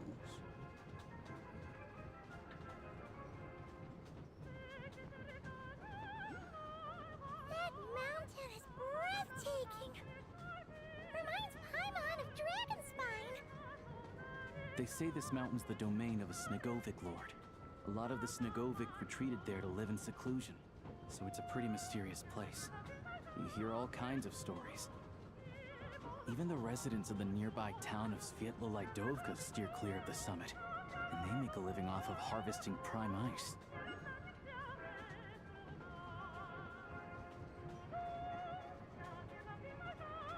Look, Snezhnagrad's just up ahead. Yeah, the music isn't too bad in there. I wonder if it's the different tracks you can change to, or if it's just this one track.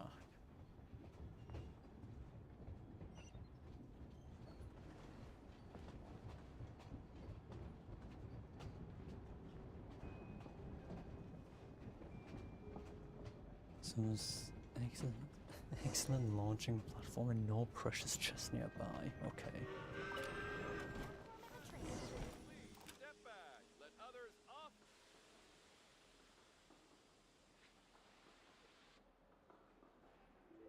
People really are just gonna plot them by every single train station, I assume.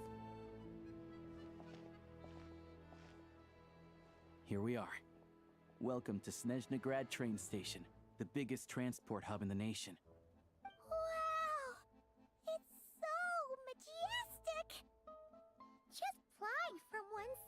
another would probably leave Paimon out of breath. It's built for maximum efficiency, but yes, transferring trains here can be a little tiring. In the future, you can use this train station to travel anywhere you want in Snezhnaya. For now, though, come with me. Let's get Paimon checked out. Let me This just way. grab the waypoint There's first. a lift car that goes straight to Sapoliarni. Thank you. Nope. That's a great use of that. Look! Look! They have really funny-looking hats. And those ones are about the same height as Paimon. But it looks like they can't fly. Those would be Volkudlak and Domovoy. You'll also see the winged Vila and the snowborn Snegovic amongst others. No wonder. We'd heard that Snezhnaya used to be the realm of the Fae. Paimon can really see it now.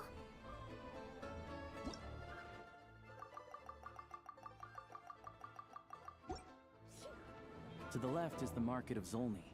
They sell everything there. You can often find some nifty little trinkets. To the right, you'll see the Korolievsky Theater in the distance. Look at that! Incredible! That one's not as subtle.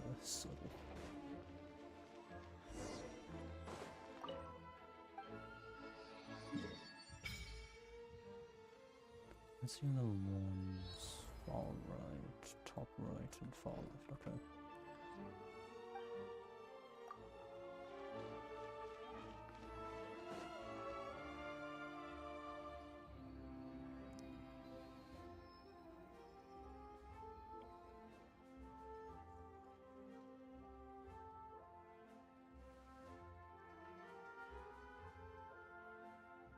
Wow!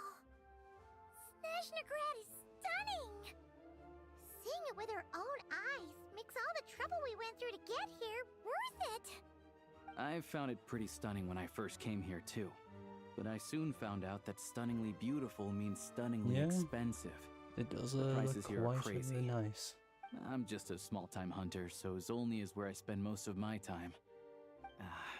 This way will take us to Podvorier Restaurant. They offer food and lodging there, so you can get settled in while I fetch the doctor. Is that gonna be stunningly expensive too? Yeah, I mean, there are places to stay in Zolny, but I highly doubt they'd meet your standards. Most of the stoves are out of crystal, Do the they windows have are drafty, high standards? and at night, four-legged roommates come out to play, sharpening their claws on the roof beams and floorboards. Yep, no way! Not a chance Paimon's staying anywhere like that. Maybe we can split the cost of the room between us? Paimon still has some savings left. Fine then. It's your treat. Paimon will save her money for buying a nice little cake. Don't worry, you'll get some too. I'm glad to see you've perked up.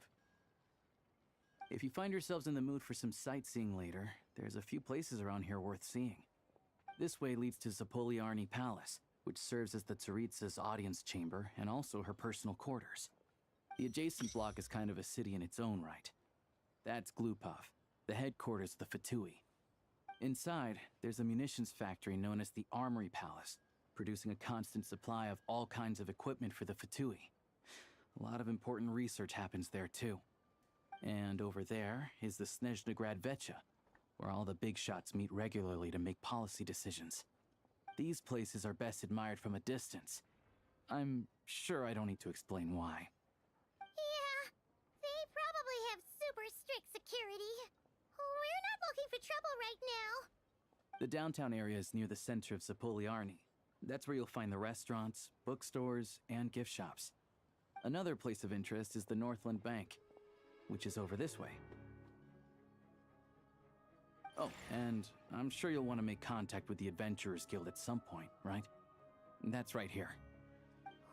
Another waypoint right next to Speaking of one. Okay. adventuring, we use alchemy quite a lot. Do you know where we can find a crafting bench? No one practices alchemy at Snezhnagrad, I'm afraid. Apparently there's some historical reason for it. Oh. We'll just have to use the one on the train then. Huh. Kinda inconvenient. Wait, how come there's one on the train if that's Snezhnayan too? Yeah, I don't know. Not my area of expertise.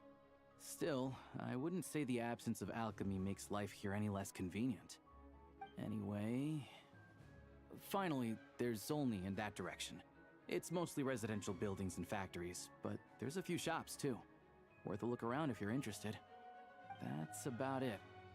You guys go ahead and get checked in while I track down my doctor friend. Sounds good. Thanks for all the recommendations. It'll be good to get out of the cold wind. Paimon's starting to feel another headache coming on. Podvory restaurant is right this way. At least I can get the waypoint.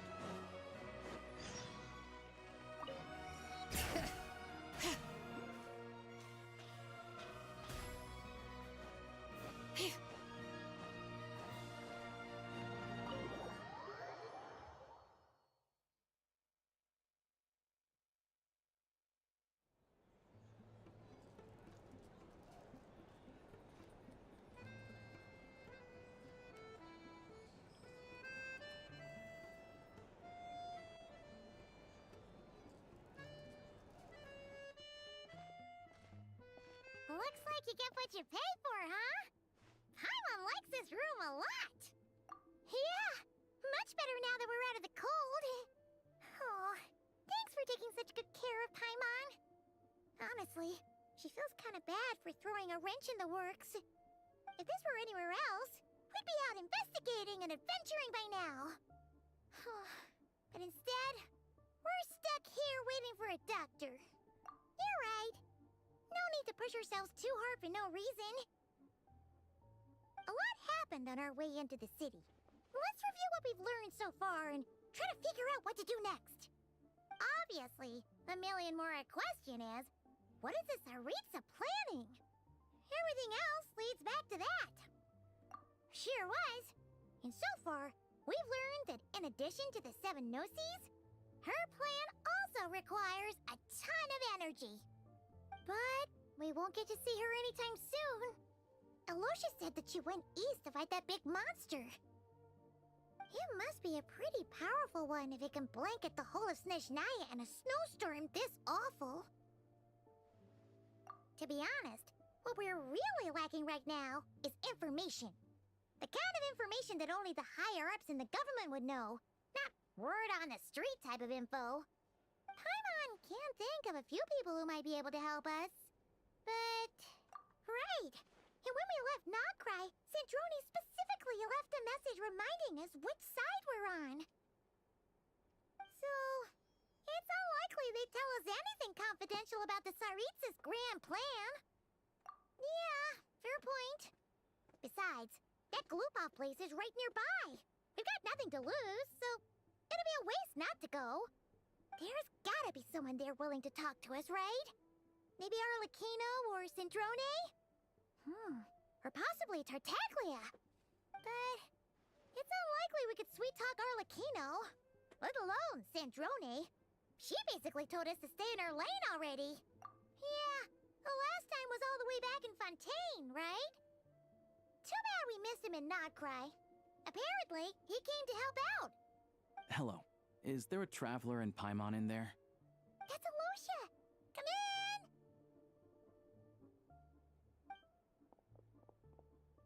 Hello, I'm Dr. Luneva.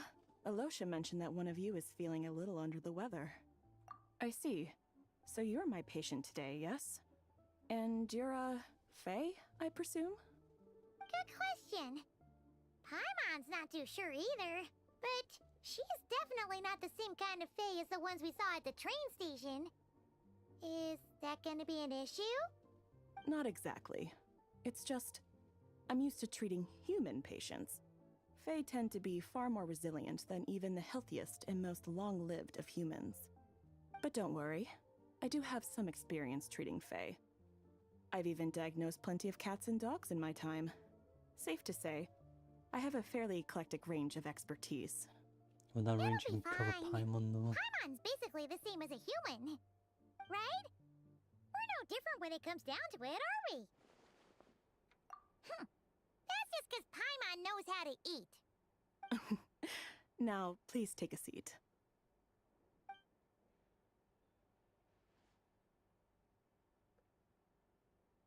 Okay, vital signs are good. Test results are all within normal ranges. I don't think it's anything serious. More than likely, you've just caught a cold. I can give you some medicine to tide you over, but as long as you rest properly for the next couple of days, you should feel better. Make sure to keep an eye on your temperature, though.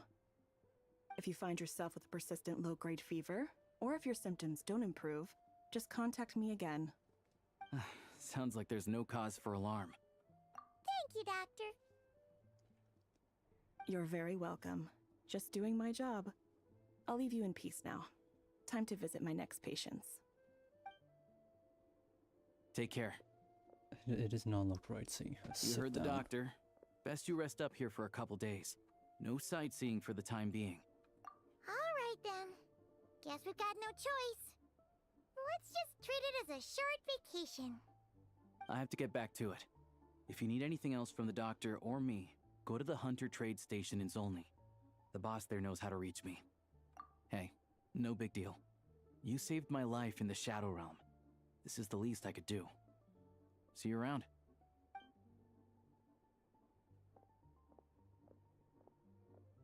All right. Time to find Child and see what he can tell me.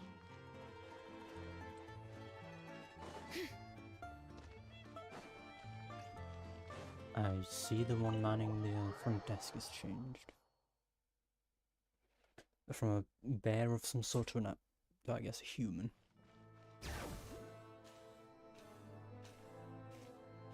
Yep, no, of course that's right.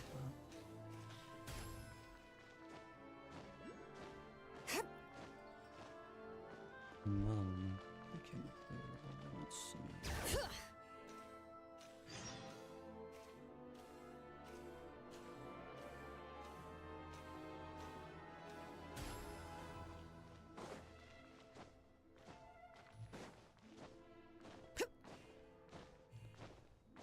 Okay.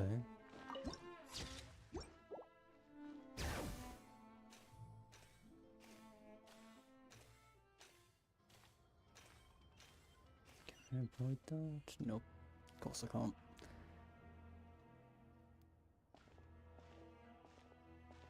Hold on.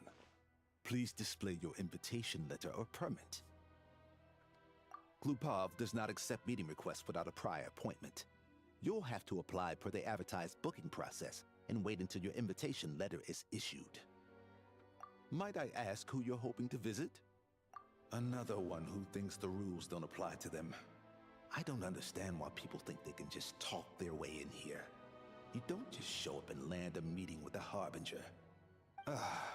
But I have to go through the motions for protocol's sake. Honestly, it's such a waste of time asking when I already know what the answer's gonna be. Wait a moment.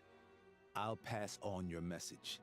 If Child is unavailable, you'll have to go through the proper procedure.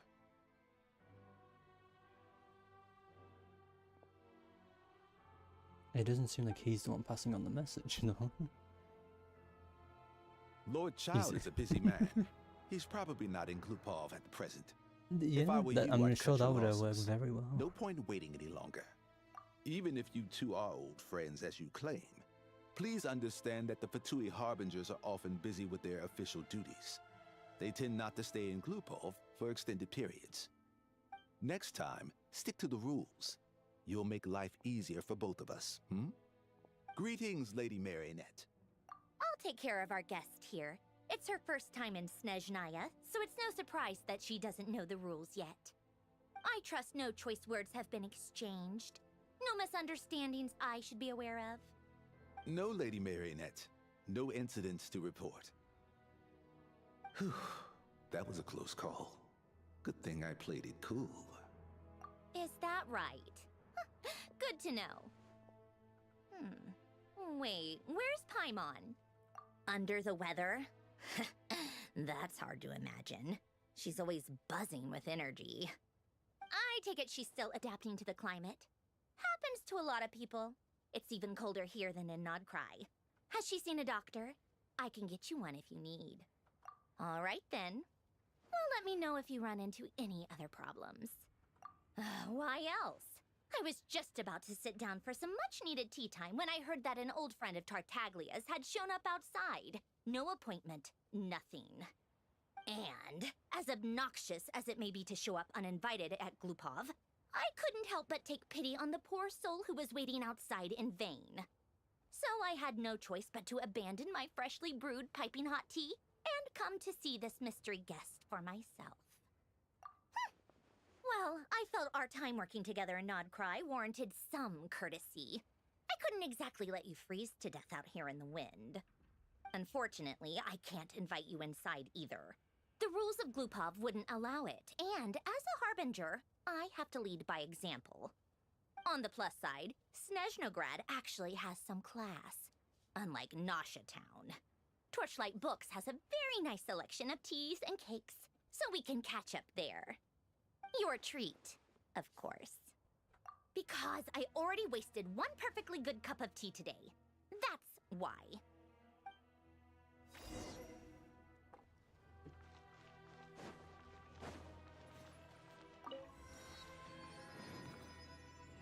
Of course,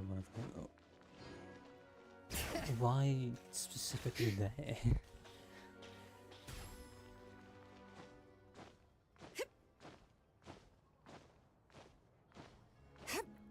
Bring it!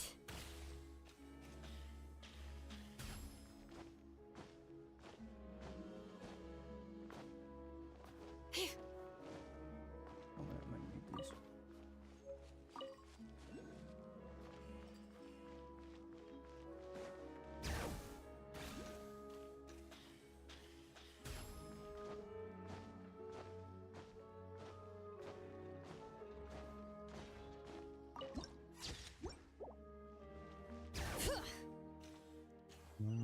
It's too much. Okay.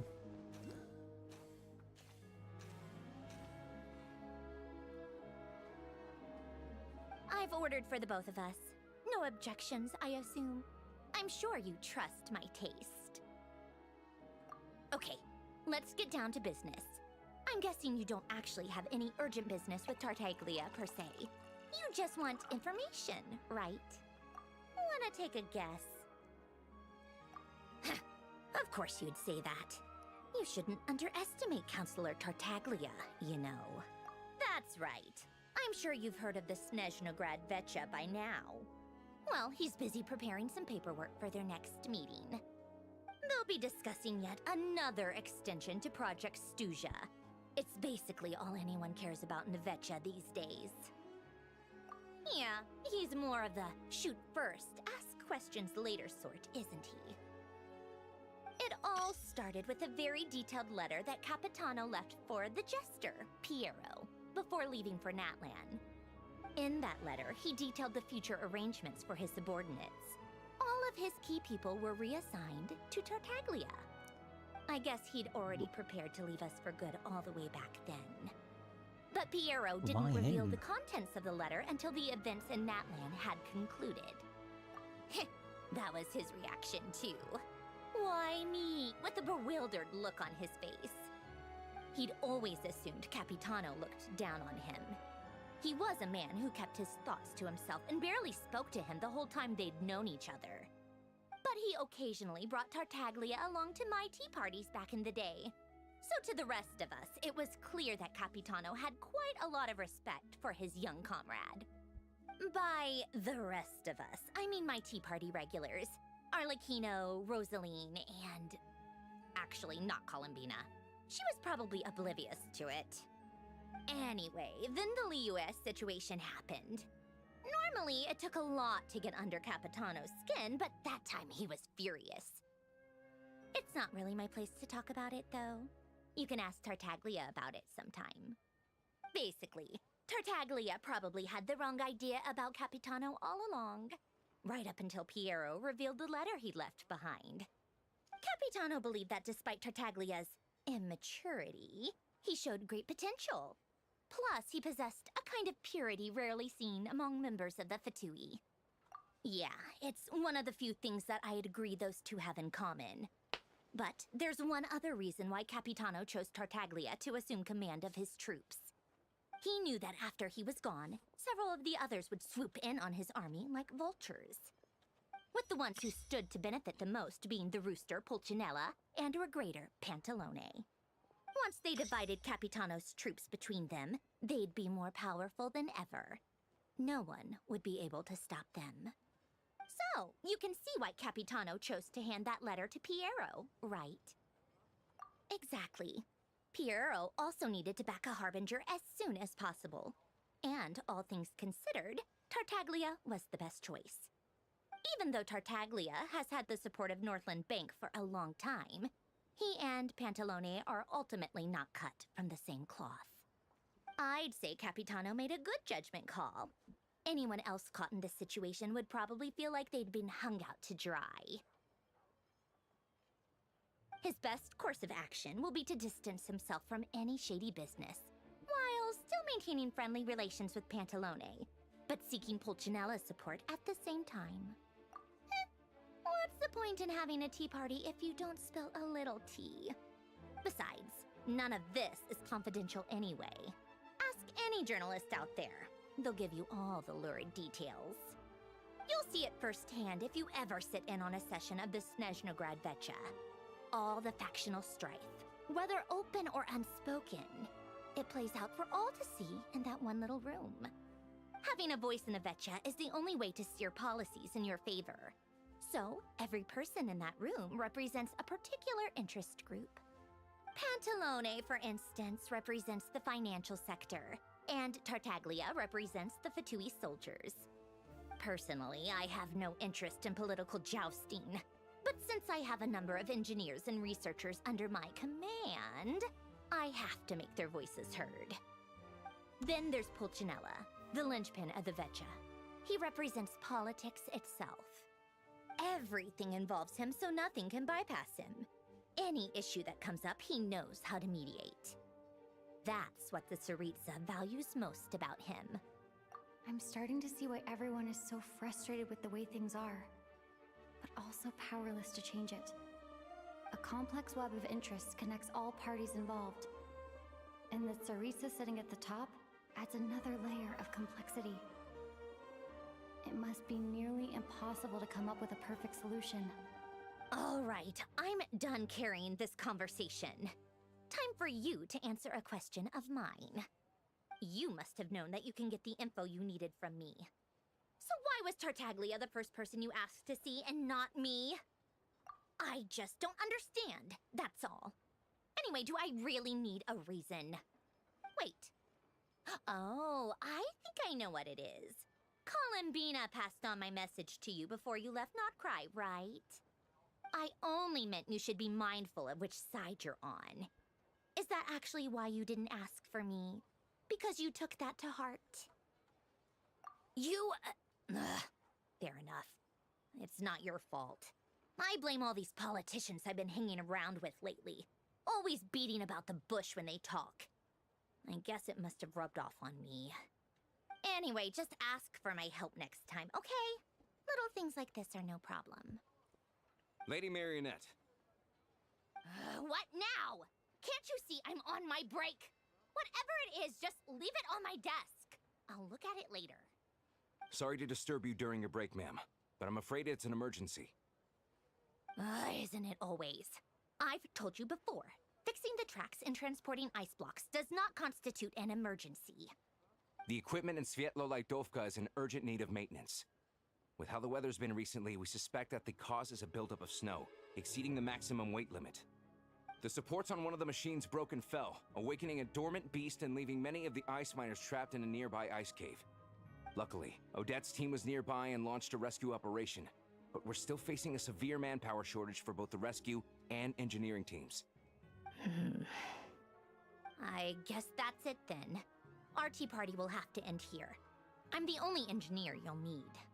Do you actually want to come with, or are you just saying that? Nice of you to return the favor. I'll have a couple of people look after Paimon. They can let her know that you had to step out for a while. Given how urgent this is, I'm sure she'll understand. And honestly, I'd rather have your help than anyone else's. Between your skills and experience, you'd be reliable help. Then let's go. You, take 2 people to Podvorier restaurant. Find her room and watch it like a hawk until we get back. If anything That seems happens a to little Paimon, bit excessive. you'll be answering to me. Yes, Lady Marionette. I get watching over her, but watching like a hawk is a bit unnecessary. How can I know? Oh. Where's the nearest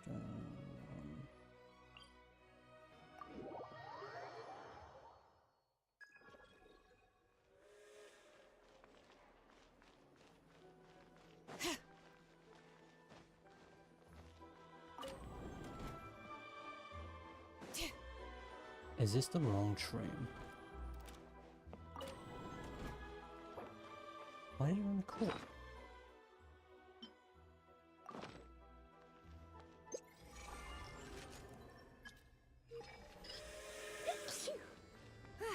I'm awake now. Random voice line?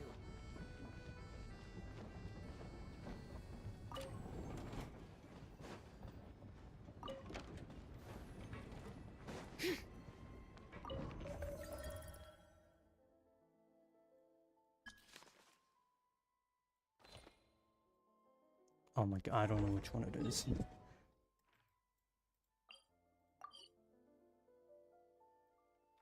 Okay.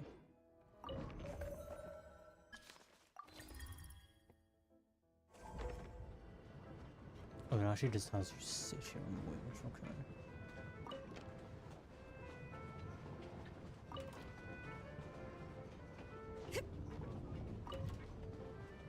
Is that way to change music on here? No, okay.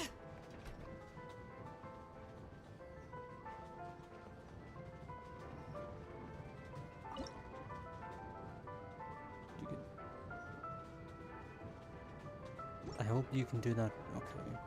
You can only do it from the part that's been marked by Paimon. Okay.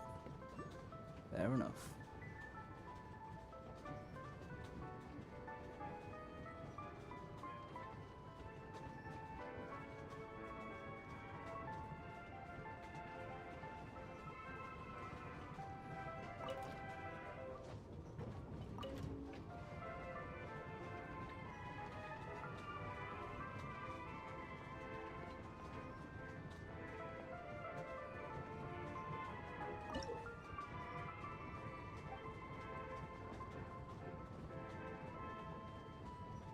I see.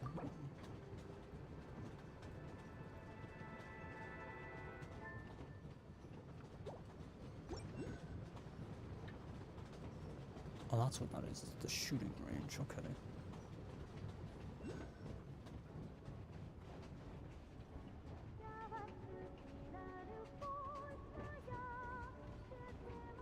Where is this music playing from? Like, I don't see a music player anywhere. And there's no music player, so...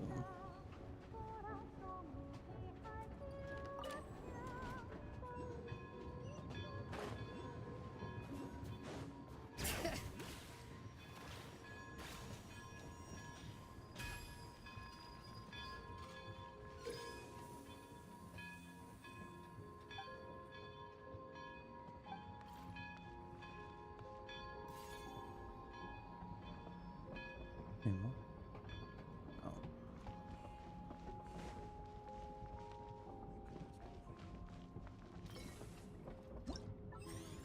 Which one is it? This one?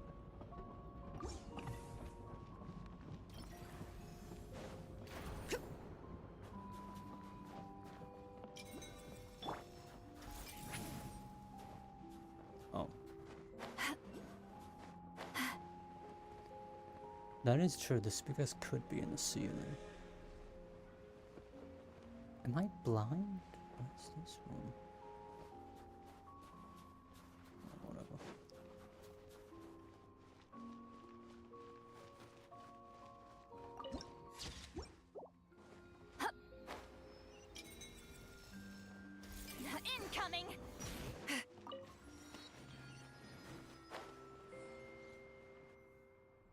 they weren't exaggerating.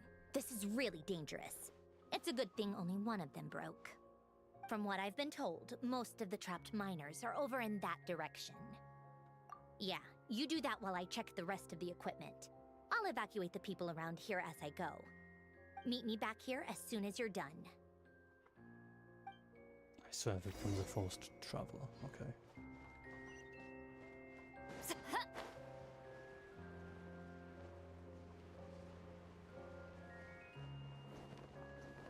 Watch out!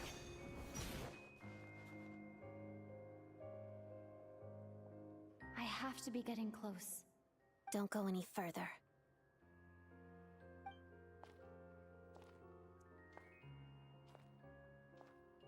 It's too dangerous here.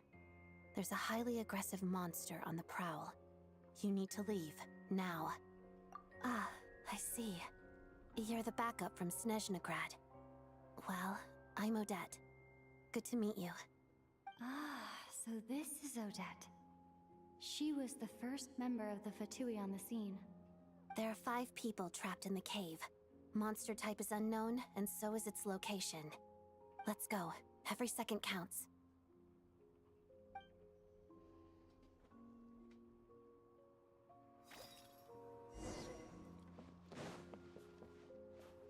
I had a feeling I was going to do that. That's annoying.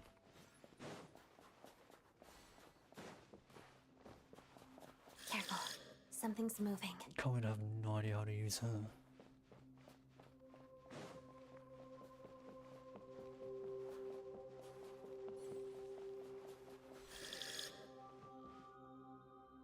This must be the monster's shadow. Looks like a tough opponent.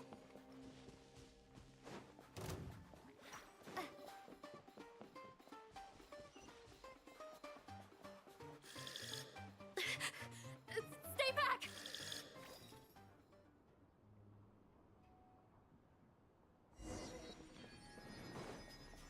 It's just slimes. Okay, that is freezing the game. Why?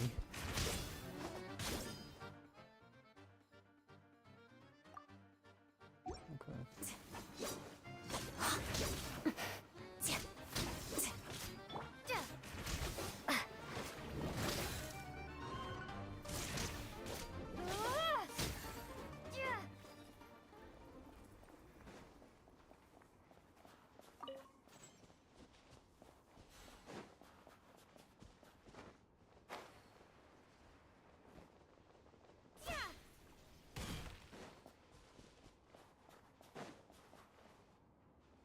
I see them.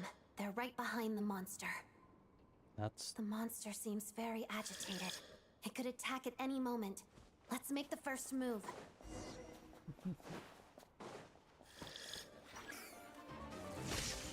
Thunderclap!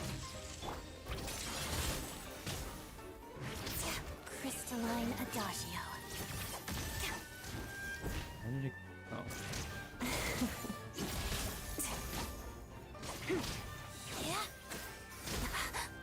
Take this! Let's begin. Not concerned. Harada.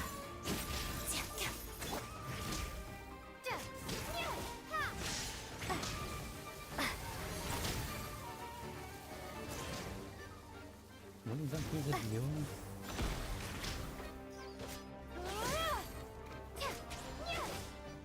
Take this! Whirling thunder! Together.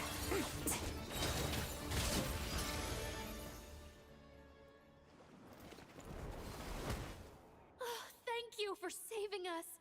We'd have been monster fodder otherwise. Thank you. Thank you. You're welcome. You should be safe now. Follow this route out. She and I will stay behind to watch the rear. Thank you. Come on, let's go. This way.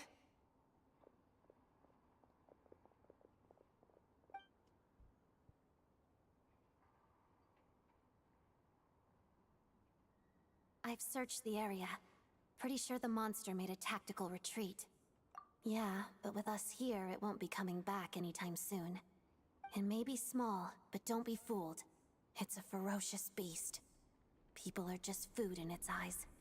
It's lucky we got here when we did. The trapped miners have been successfully evacuated. Time for us to leave.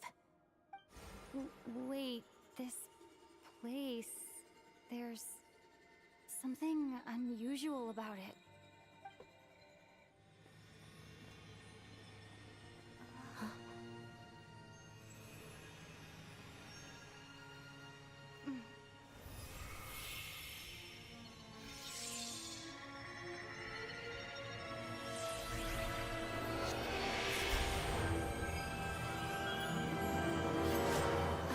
I forgot how loud I don't cutscenes know. are gonna be now. It's back? Yes, it has family.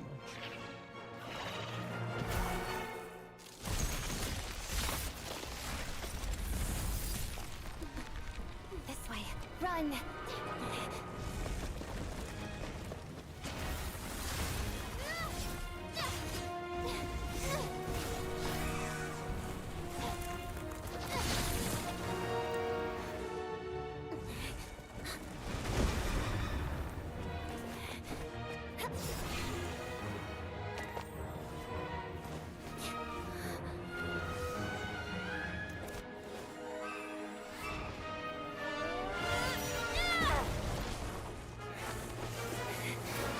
Thanks.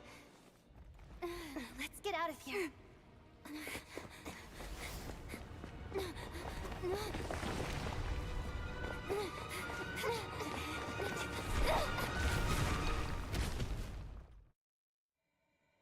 Sounds very high-pitched voice for Moon. Oh. But you could... Oh, it's level 1 by default?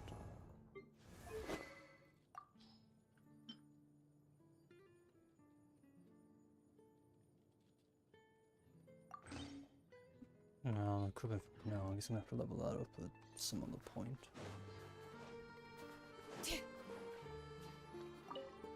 Oh. What did I pick up?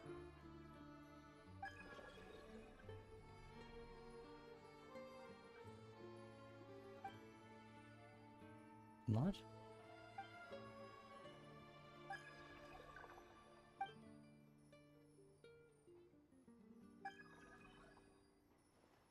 No, don't take me there. Okay.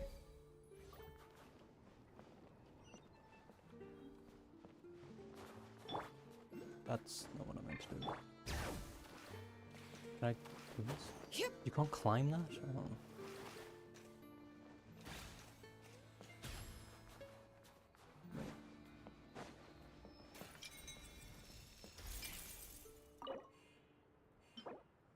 I see. Okay. Bring it!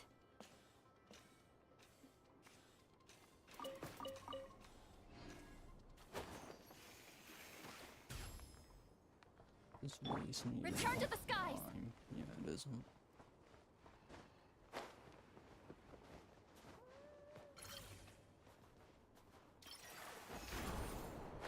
That does not give me as much as I thought it would.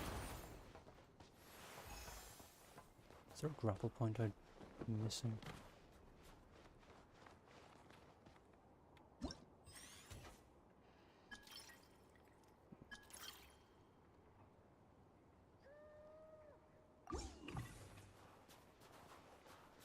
Don't have any points. Oh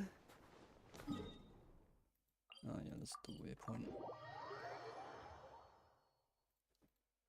I need to get points. Oh no. Oh thank God. Everyone's accounted for. We managed to rescue them all. We also placed a sign at the entrance to the cave, warning people to stay away. You really held your own today. I still don't know your name. Don't think I've seen you before. I'll remember the name. Alright then. See you around. Hello, Lady Marionette. I hear the rescue What is operation that was a great inside success. of the pole? I knew I could count on you.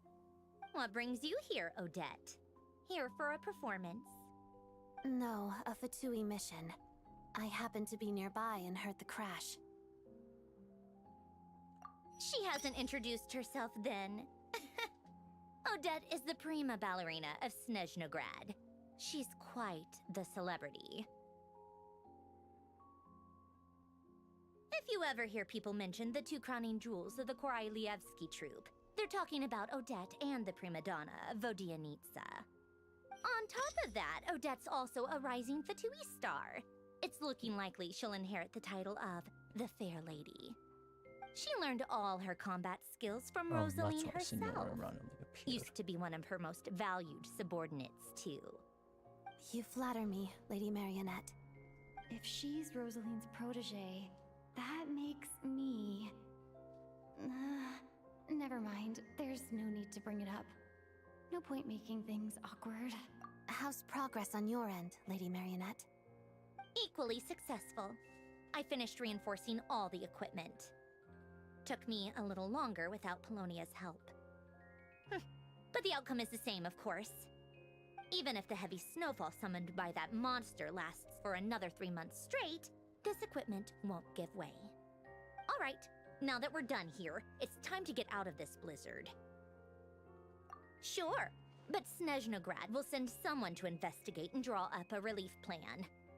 And I guess I'll have to write the incident report myself this time, since it involves a mechanical malfunction.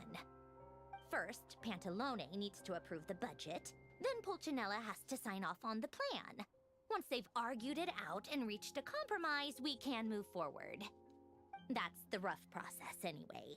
Could take anywhere from a couple of weeks to a couple of months, depending on how smoothly it goes.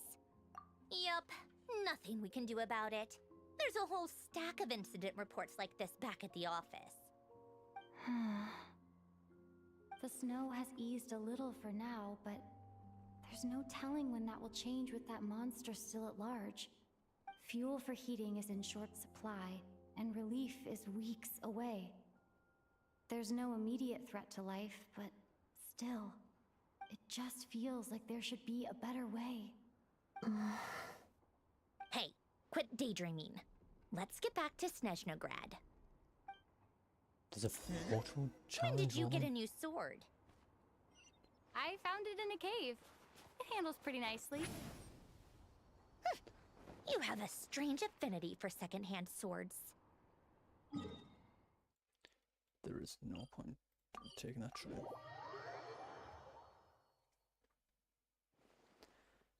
Good to know I can't just use the flying ability though in this area often.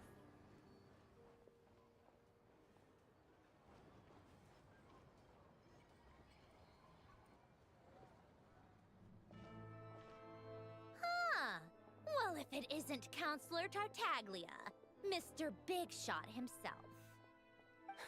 Go easy on me, all right? I'm still recovering from the interrogation the real Big Shots put me through.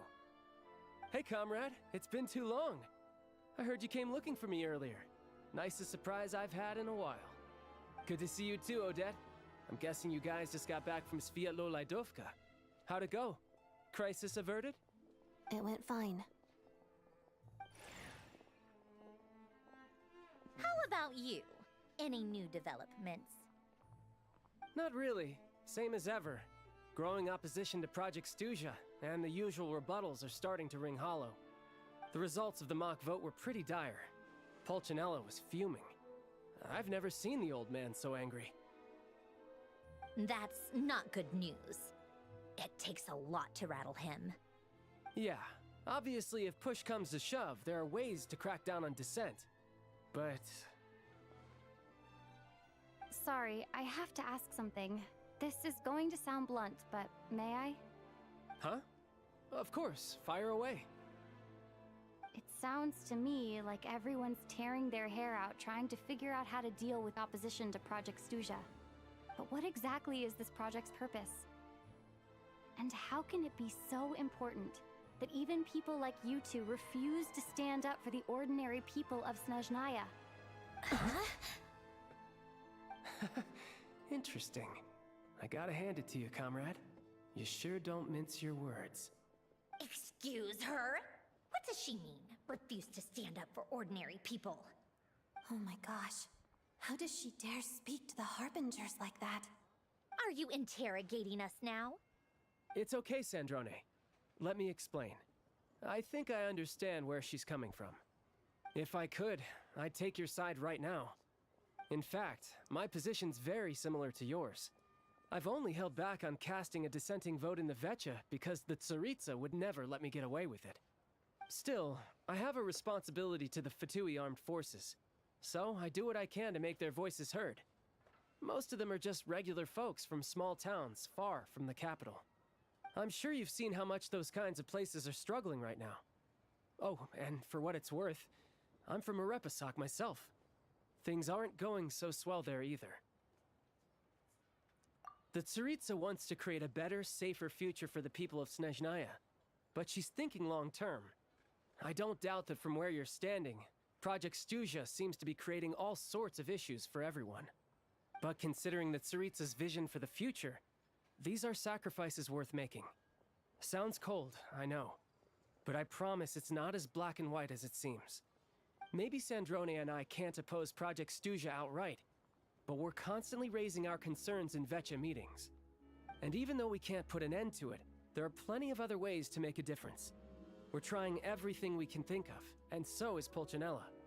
I respect Her Majesty, the Tsaritsa, and trust her decisions. But at the end of the day, I'm still just a normal guy who cares deeply about my homeland. And my family, who all live here. There's no way I would ever abandon them. As contentious as things can get within the Vecha, there's no selfishness or malice behind it. Everyone wants to get through this period as smoothly as possible. The issue is that there's no way of pleasing everyone under the present circumstances. Most of the time, we're trying to decide on the lesser of two evils, which obviously isn't a great look. But that is not the same thing as being blindly loyal to the Tsaritsa. No one's got their head in the sand here. We're all well aware of the way things are. We're just doing our best to make it work. In fairness to Sandrone, she rushed to Svietlo Laidovka's aid the moment she heard that people were in danger. And even Tartaglia, who used to only care about the thrill of the fight, is clearly doing his best to rise to the demands of his new role as counselor. Hey, come on. There's only so much we can say, so don't press us too hard. Look, I know how untenable the Tsaritsa's position looks if you don't understand her motives. Maybe you've heard already, but she's currently leading her army on a campaign to the east to defeat the monster that's been causing these brutal blizzards. Striking that monster down will be a significant step in dealing with the present energy crisis. As laser-focused as she is on realizing her lifelong ambitions, she's still putting time and energy into taking down this powerful monster. To me, that says a lot. If she thought Snezhnaya and its people didn't matter in the grand scheme of things, why would she waste her time on something like this? Thanks. I meant every word I said, though. I wasn't just trying to placate you. I've already done more than enough diplomacy for one day. I still think this adventurer raises a very important point. Our two harbingers have made their positions very clear. But there are many others in the Vecha who must feel trapped and forced to vote against their conscience. I think it's a very valuable quality to be willing to speak one's mind, despite the risk of offending powerful figures. You can say that again. I highly doubt we'd feel the need to explain ourselves so much if we didn't know you so well. Forgive me, adventurer, but might I be so bold as to ask about your background? How is it that you can converse so openly with two harbingers? Oh, haven't you been properly introduced? Easier said than done. I like to think I'm not the kind of person who goes around busting open people's old wounds. I've only learned her name so far, and no details of her experiences. Yeah, that probably wouldn't be something best to bring up in front of Odette. Uh-oh.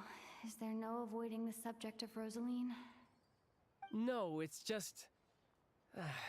all right, I guess there's no getting around it. This is the world-renowned traveler, who helped resolve the storm terror threat in Mondstadt, cleaned up after the mess I made in Liyue, and then went to Inazuma, where there was a duel before the throne, in which the traveler defeated Rosaline. Oh. I'm sorry.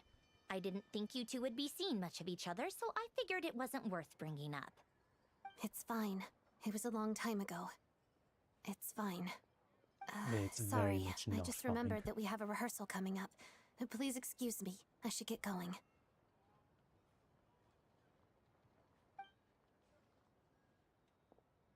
I think it's the furthest thing from fine. I've mentioned this to you before, remember? She was Rosaline's most valued subordinate. But they didn't actually get along. Not that Rosaline was really the type of person to make friends, but death has a way of resolving a lot of conflicts. Don't let it weigh on you. Like she said, it was a long time ago. It's in the past now. Odette has a very different personality from Rosaline. Give her some time. I'm sure she'll work through it. Oh, by the way, where's Paimon? It's not like her to hide away. She hasn't been feeling well, so she's resting at Pavorier Restaurant. I got a couple of my people to look after her while we were gone. Oh, right. Sorry to hear that. Poor thing. Reminds me of when Tonya was little. She really felt the cold back then. Used to get ill all the time. I felt so bad for her seeing her lying in bed, coughing. She was so mature for her age, though. Whenever someone came to visit her, she'd greet them with a smile and would never complain. I'm sure Paimon's a good kid, too. You're a little short on manpower, right? Let me have a couple of my people take over for yours.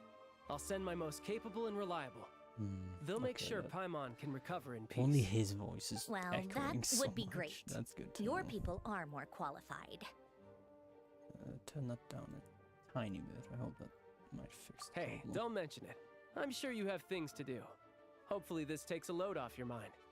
So no actually more kinda does. accusing me of Okay. not being on your side, all right? Already? That was quick. I'm afraid I can't help you there. Our director's recent movements are confidential. Even we're not in the loop. If you hadn't told me, I never would have known he'd gone south. I assumed he'd been in Glupov this whole time. Well, I guess I'd better go sort out Paimon's security situation. I have some other work to catch up on at Glupov anyway. Me too. I have an incident report to write up. Let's leave it there for now. I guess everyone's in a difficult position. But Tartaglia's right. I have things to do. Things I want to do, and things I ought to do. To start with, I should go ask Alosha if he knows of any way to help Svietla Ledovka. It's been... Okay. What's new here?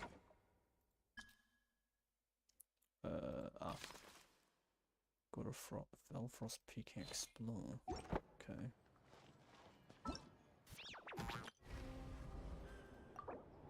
What do I need to do here? Head past collapses in the blizzard, and then the usual. Okay.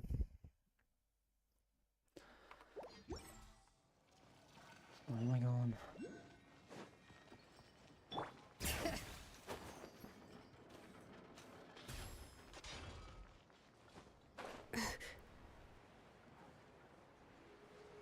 What is the intended way they want you to grab that? Is it basically, like here? Nope. At least not where I placed it. How strange. This sword seems to be vibrating of its own accord. Kinda hate how that It's a sword very needs faint leveling. vibration, but it's getting stronger as I get closer to the Statue of the Seven. Means I need to Does this sword have some connection spend a to the little statue? bit of time in the domain every once in a while All getting its it materials. does is vibrate, even when I touch it. That place I got this sword from was definitely out of the ordinary. Maybe I should try channeling the power of cryo? I only have. That was the first thing I did upon getting to this nation. Oh.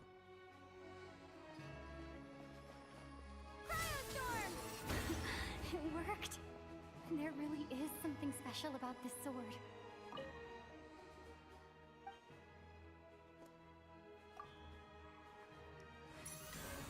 So is this how you get the cons to the sword, or does it say buff something? Offer a slim chance of redemption.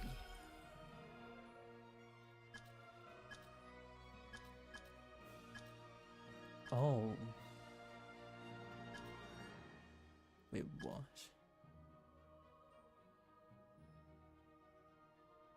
So 6% for every element. There's 7 elements. That'd be like 42% then. Okay.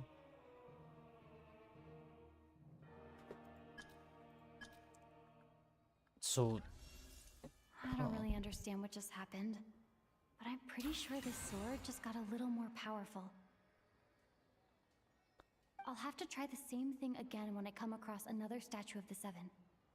In the meantime, I'd better go find Alosha.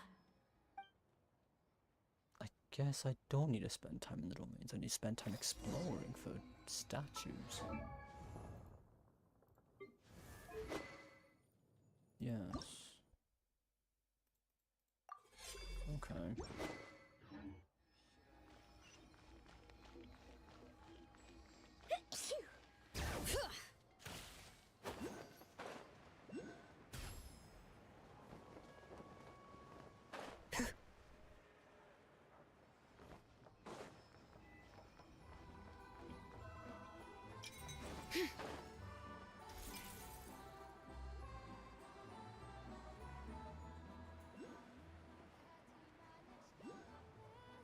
No, probably not fun.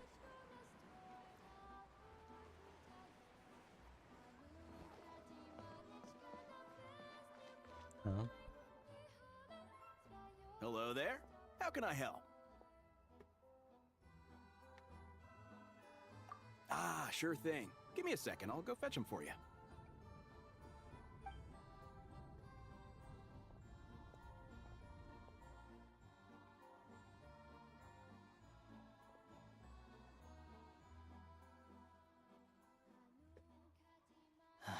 It's a familiar story. I've had similar experiences. Although Snezhnagrad doesn't deliberately delay or withhold relief, those first few days of waiting for help are always the hardest. It's a fundamental contradiction. If emergency relief can't be delivered in time, what's the point in even calling it emergency relief? Not necessarily. I think there's a good chance that Kresnik Crystal from Stratomoros will start flowing into the market. When we resolve Stratomoros' energy issue, it's like we open the floodgates. A huge backlog of Crystal is now available to the townspeople. There's no way they can use it up at once. A lot of them will probably stockpile it and slowly work their way through. Probably a good idea, since energy prices are only going to keep rising. But there will always be people who urgently need Mora. Exactly. At the current prices, selling Crystal is an easy way for an ordinary person to make a fortune. Hey boss, how much do I have left in my account? 1 second. Let me check. So, you're planning on buying the Crystal out of your own pocket? Yeah. I don't know if I have enough, so I'll chip in a little extra and buy as much as I can afford. No, it's fine. You're new to Snezhnaya, and you have your own living expenses to worry about. Besides, you're already providing the train. Here's your Mora. See what you can find at the market. But I doubt there'll be much Crystal left. Yeah, well, can't hurt to take a look. Let's see. Huh?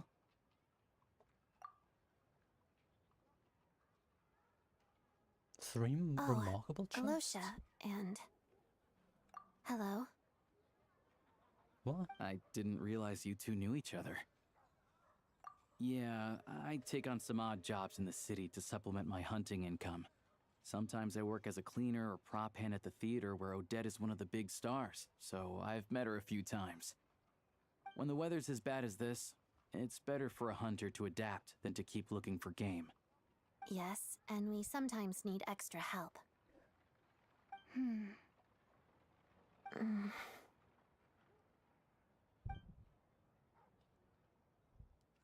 Wait, why is the atmosphere so awkward? I thought things went pretty smoothly in Svietlolidovka. So, what brings you here, Miss Odette? Looking for some new props? No. After I got back to the theater, I couldn't stop thinking about the situation in Svietlolaidovka. It bothered me so much I couldn't focus on my dancing. So I decided I'd come here and see if there's anything I can do. You too, I presume. I suppose that's why you're here. I didn't feel comfortable expressing my true opinions in front of the Harbingers. Not least because ordinary Fatui like me don't even know what Project Stuzha is all about. Without knowing the full picture, I can't make sense of it. And at some point, if things aren't making sense to me, I can't just keep going along with it. So many people feel the same way. They wish they could do something, but all kinds of reservations hold them back. Explains why groups like the Rokot are springing up to fill the gap. Yes. Well, that's one option. But there are risks to consider with organizations like that. The Fatui does not encourage their activities. Right, because things can get out of hand, and it's hard to hold the right people accountable when they do. I've heard about a few cases like that. Sandrone said Odette was on track to inherit the title of the Fair Lady. If so, she'll be able to find out what Project Stuzha is really about. Still, it's probably a little soon to ask her about that. There may be more to the story. What's on your mind? I think we can both agree that no matter which side you're on, it can't stop you from doing the right thing. Where there's a will, there's a way. I know what Rosaline did while she was abroad. You made the right decision, so no hard feelings. So, what's your plan? Oh, we were gonna buy some Crystal. I heard there's some on the market right now. Funny. I had the same idea. In that case, let me pay. I can claim it back as mission expenses. The real issue here is that government relief is behind schedule. Surely it makes more sense for the state to cover these costs than for us to pay out of our own pockets. True. It's a huge expense after all.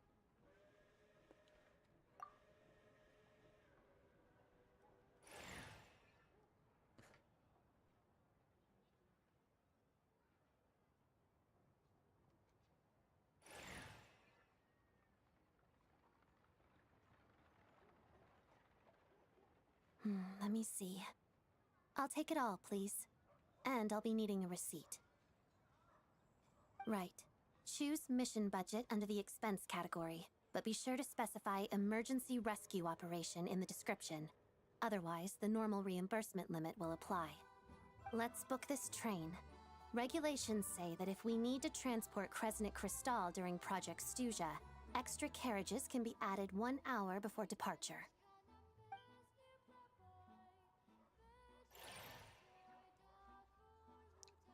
Okay. That should do it. The train will be escorted to its destination by Fatui guards. This is my first time seeing you handle Fatui affairs, Miss Odette. It seems you're as skilled an officer as you are a dancer. You flatter me. It's only because I've been doing both my whole life.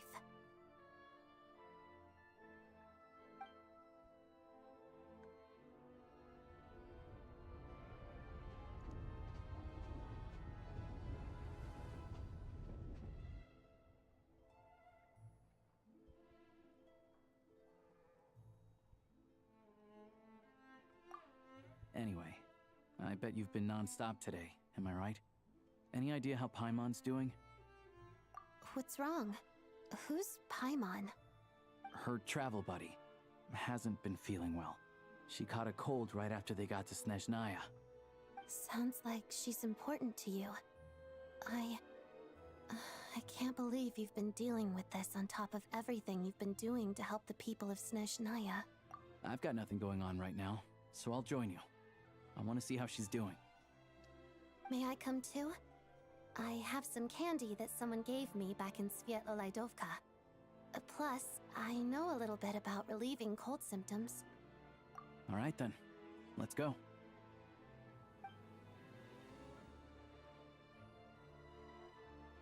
I still don't know what the deal is between these two, but at least the tension seems to have vanished. good sign. Hopefully. I feel like they. I feel like there was. You know, never mind. Guess I should question it.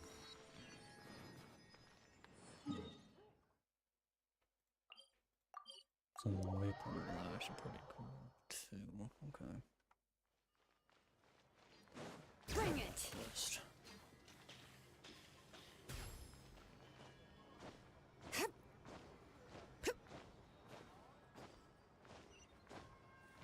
What is this? Yeah. Okay. What obstacles?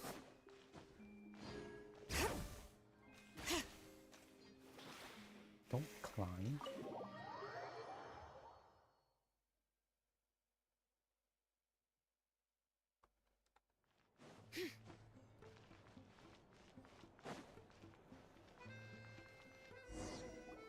Hello.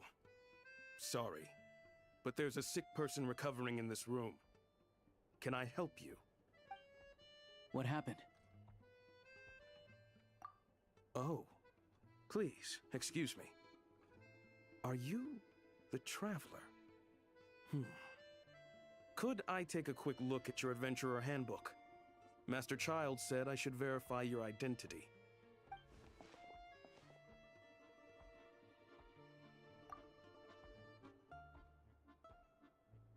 Ah, it's really you. Sorry for the inconvenience. We're under strict orders from Master Child to keep this room well guarded. At the same time, we can't interfere with Podvoye Restaurant's business. That would only seem all the more suspicious and draw unwanted attention to this room. Just have one Besides person inside. myself, There a we few go. of my colleagues are stationed in and around the restaurant, in plain clothes, of course. Rest assured, you're in safe hands. I didn't expect such a high standard of protection. This is Well, so over the Master top. Child handpicked us for this special assignment. We're not about to let anything go wrong. Anyway, I won't keep you any longer. Please, head inside. That is so over the top. It's just to keep Paimon safe. You just need one person. Traveler! Aloysia, you're back! Oh, hey! Who's our new friend? Hi, I'm Odette. The Traveler and I crossed paths a few times. Another friend from the Fatui, huh? You're practically a member yourself by this point. Paimon's definitely on the mend. We should be back to our usual travels in a few days' time. Seems like that doctor was right. It's just... Paimon's limbs are still feeling a little chilly. I have just the thing. Whoa! What's this? Is that a flame inside an ice cube? Wait, is this real ice? How's it not melting? And how does the fire keep on burning? Okay, that All seems keen to be observations. Very You're right. quietly, okay. This is called core ignis. Whenever I've caught a cold in the past, I found I recover much more quickly if I place this by my bed. You're welcome to borrow it. Awesome! Wow! It's so nice. A shotgun would solve all the issues. That is a valid defense you can give her. Your name was Odette, right? Don't know how well she would handle it, but Looks like she's in pretty good spirits. That's a relief. I'm sure she'll figure out how to use Any a shotgun progress with your fast. investigation yet? No surprises there, I'm sure. They're not likely to let anything slip. The Rokad, huh? Let me think. Members of the Rokad keep their true identities hidden, but I think there might be someone I can introduce you to. Leave it with me. Meet me at the Korolyevsky troop tomorrow, and I'll tell you how it goes. Would anyone like a drink? I'm gonna head to the bar. Paimon will have... maybe some hot milk? Yeah. Paimon's in the mood for something warm. Enough with the secret chat, you two. Let's catch up properly in a minute. Paimon wants to know everything that's happened today. could be kind of like tabletop troupe. No reason why listening to a story can't be an adventure.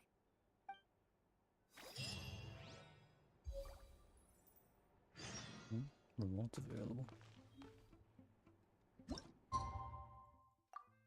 Oh my god, thank god that didn't clock over.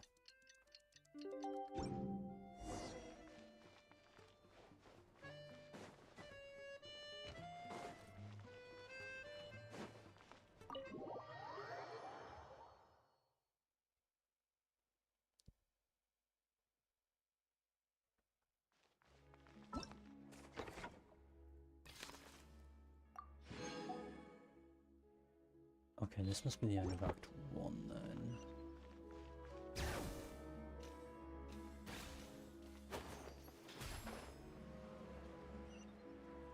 No? Something we get there? Oh.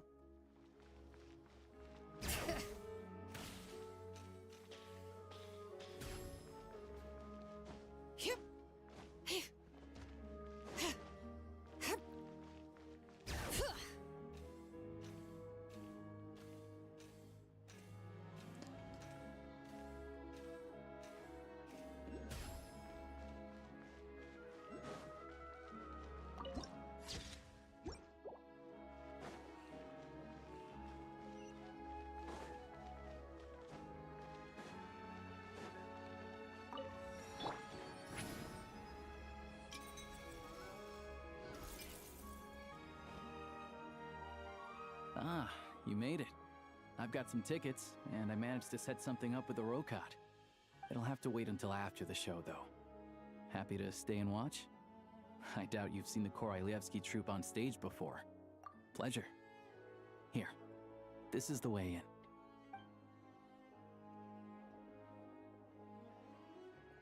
Please present yourself for a routine inspection in accordance with theater regulations. Thank you.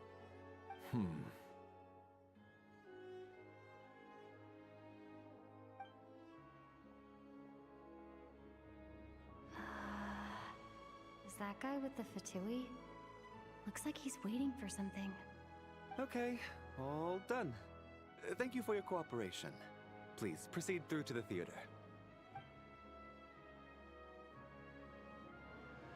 So is he just gonna stand there? What's up? Everything okay? Snezhnaya's business and political leaders are always passing through here, so it makes sense that security's tight. Still, it's a little unusual to see the Fatui's Armory Palace guard here. You saw him, right? The guy right at the back. Strong, silent type. His name's Valeri. He's part of the Special Assignments Battalion, but I only ever see him here for one thing. To look for a guy named Mitya. Supposedly a researcher, though he never seems to put much time in at the office. The theater is one of his favorite places to hang out when he's playing hooky from work. But that's not for us to worry about. Let's go. The show's about to start. It sounds like that's a common occurrence. I'm surprised he is still a researcher.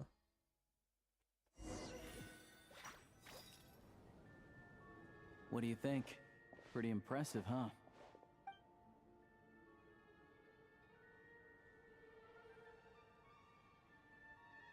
Oh, the one in Fontaine? I hear it's iconic. Never seen it for myself, though.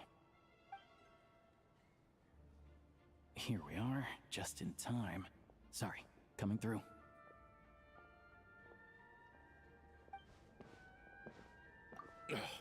If you're gonna show up late, keep your mouth shut. What's his problem? Whatever. No point arguing with people like that. Look, there she is. That's who I'm introducing you to later. She's the lead singer of the troupe, Vodyanitsa. Wait, what?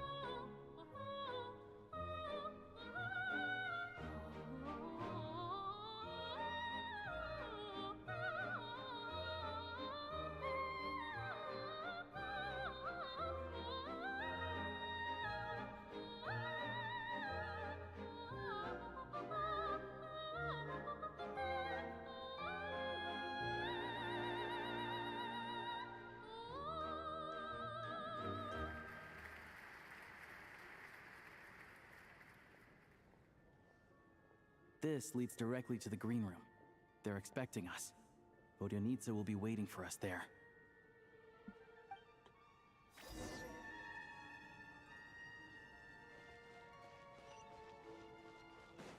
So, she's the person that is being met with and works alongside a member of the Fatui? Okay. Hey there, excuse me. Ugh! Can you believe it? I am so mad right now. Come in! Oh, it's you two. Huh? You know each other? Oh, wait. Is this who you were telling me about? The one you met yesterday and couldn't stop thinking about? I never said that. Yes, you did. Why are you denying it? It was right before I went on that rant about the moody factory owner. Oh, I remember it so clearly. Might I ask what brings you two here? Oh, I just brought her here to see the show. And when it finished, she was full of praise for Vodyanitsa's performance. So I thought I'd try my luck, see if we could get the chance to chat for a bit. Maybe get an autograph? You work here. You of all people ought to know that's against the rules. It's not what the green room is there for. Oh, what's the big deal? Come on, don't be shy. I can give you an autograph. You can take a picture too if you want. Do as you please. I finished all my shows for the day. I'll leave you to chat.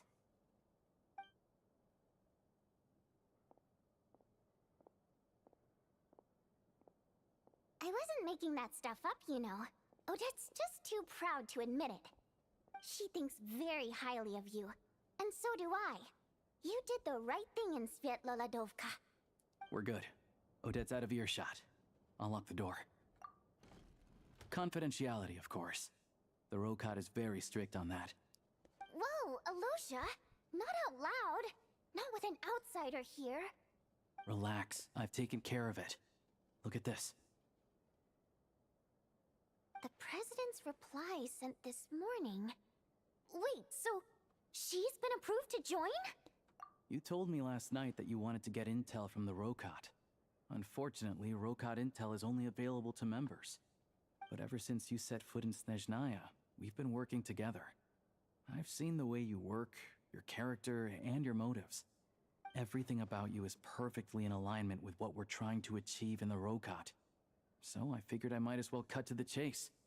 I wrote a letter to the President explaining your situation, including just the right amount of detail. His approval came very quickly. Of course, it's still your decision whether you want to join or not. We'll respect your choice. Well, assuming Odette was telling the truth and she didn't misjudge you, I guess we don't need to worry about you blowing our cover. Still, you gave me a real fright. I didn't know that's why you came looking for me. So, that stuff you said about admiring my performance, was that just because Odette was here? Did you actually mean it? Now you're talking. That's what I like to hear. Anyway, let me give you a quick rundown of how things work.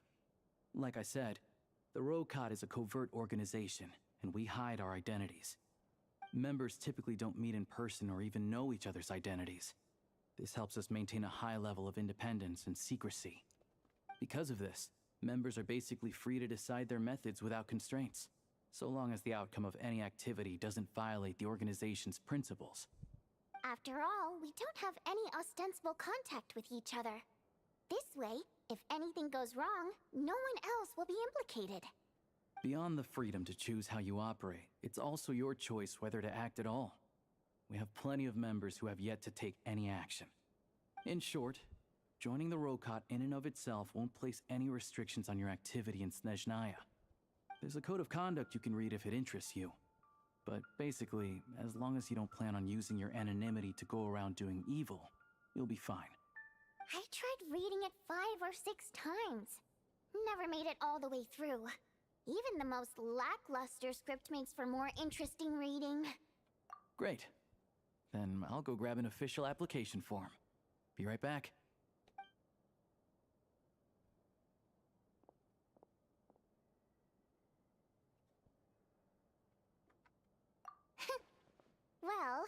Alosha has this pet dog, you see. His name's Tagarin, and this one time, Alosha brought him backstage. Tagarin took quite a liking to me, so I played with him for a little bit and fed him some treats. Then, the Rokot was out on a mission one day, and even though we were all in disguise, Tagarin recognized me right away. Just a coincidence, really. We didn't report it to the higher-ups, though, to avoid dealing with the fallout. Like... my job at the theater, for instance. I really needed to make ends meet. By the way, what were you complaining about just before we came in? Did everything go okay with Chuganov?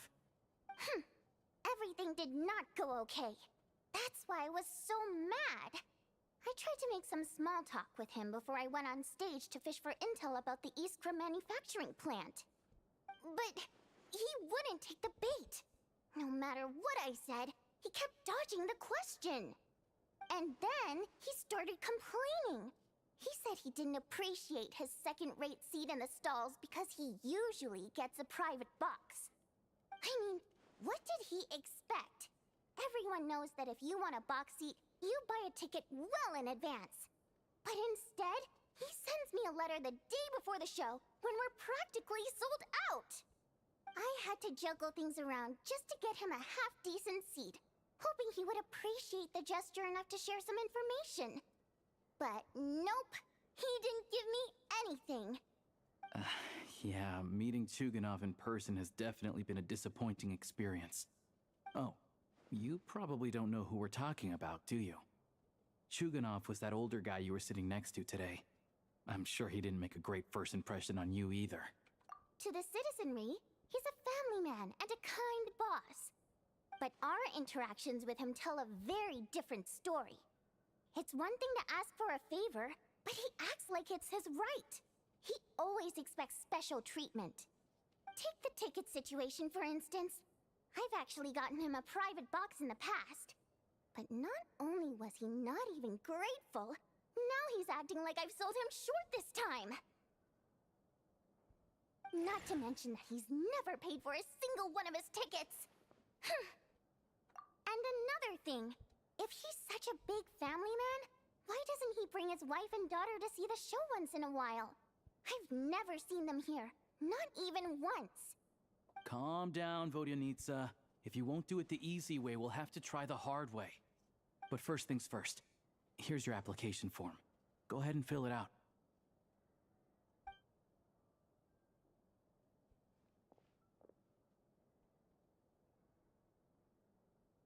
Don't actually have me clicking on stuff. Okay.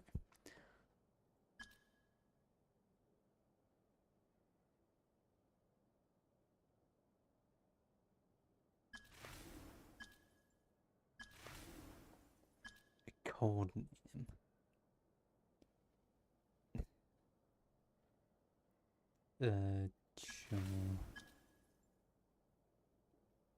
I want two ordinary people.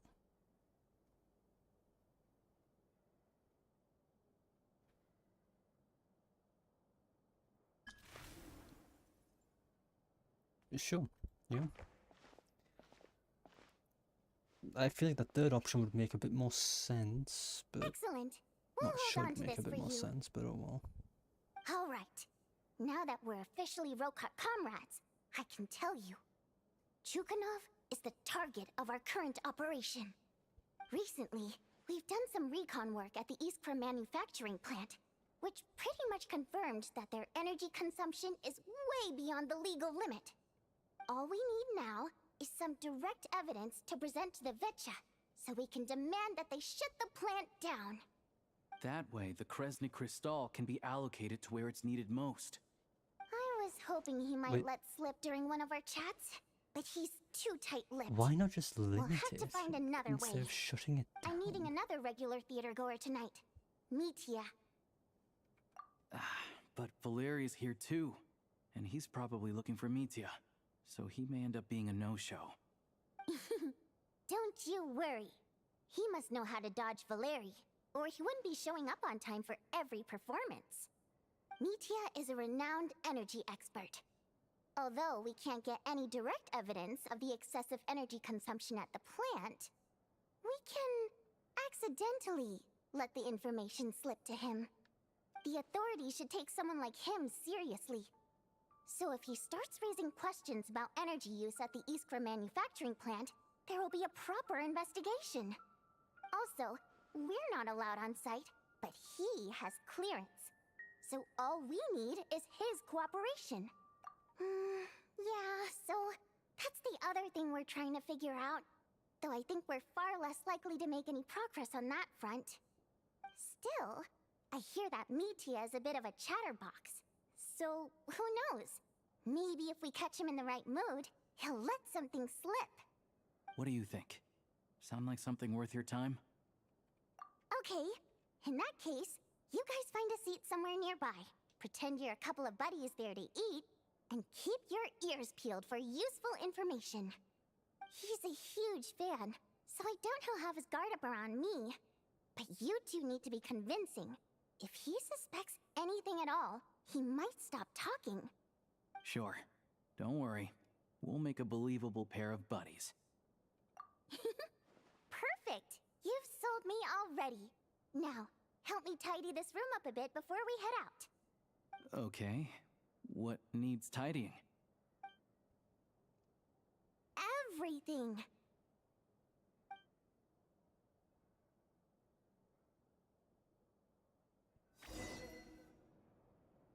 Oh, okay.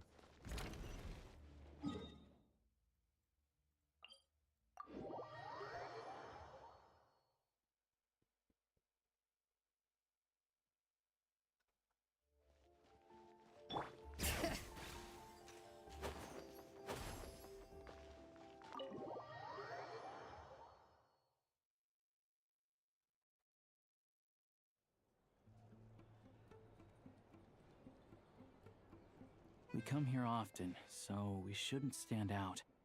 Let's sit here. Now, it's up to Vodyanitsa. Let's see how the conversation goes.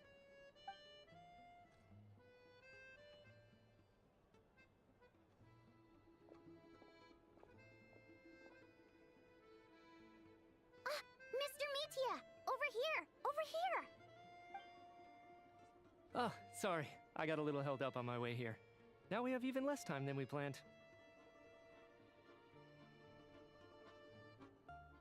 Go ahead and order some snacks and drinks. Whatever you like. Let me see. According to my schedule, we still have 25 minutes left. You're really pressed for time today, huh? I was imagining this would be a leisurely chat. If you'd prefer, we can always reschedule for another afternoon when you have more time. No need.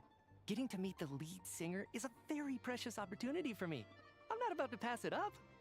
I've already had to decline your invitation several times because our schedules rarely align. If I don't grab this chance while it's here, who knows when the next one will come around?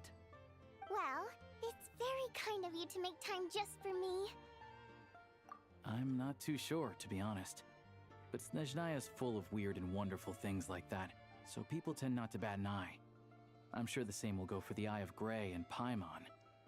The reason I invited you out for tea and a chat today was to get some feedback from a true fan of the theater. Well, I genuinely have nothing bad to say. No matter how many times I hear you sing, it never gets old. It always seems fresh and new somehow. Maybe it's because the more times I listen, the more details I notice. Or maybe you simply improve with every performance, delivering it better each time. Thank you! I'm delighted to hear that! Could you give me any specific examples? Oh, yeah. The piece you sang today, for example. Beneath the Frozen River? Hey, what's with you? I'm just praising a good performance. I always used to find that such a bleak and lonely song. But the more you listen, the more you realize that it's not as cold and nihilistic as it appears. When you really dig down into it, there's a certain level where you're surprised by the emergence of hope. Wow, I'm impressed. I didn't expect you to pick up on that. Actually, I only tried out that angle after talking with a composer. Still, Beneath the Frozen River wasn't on today's program. Oh, really? But it's a classic. You sing it every time. Almost every time. Oh, well then. let me say a few words about that other all-time classic, Flying in the Wind from the Mountain Sparrow. I didn't sing that one today either. My voice wasn't quite up to it, so I switched it out at the last minute. Oh, but, Sorry, Mr. Mitya, but you were at the theater today, yes? Of course I was. Remember? I said hello to all the troupe members before the show started. You, Odette, and the others. So, what did Odette sing today? Elegy of the Snow-Winged Goose, of course. Correct. I see. I see. You find my singing boring, don't you? That's why you don't remember a single song. Looks like I'll need to cut a few from the program next time. No, that's not it. I swear. All right. I'll be straight with you. I'm sorry. My mind was wandering as you took the stage today. I enjoy watching your shows because the exquisite performances stimulate the mind. It always sparks some inspiration for my research. So, whenever I get stuck at work, I come to the theater for a change of pace.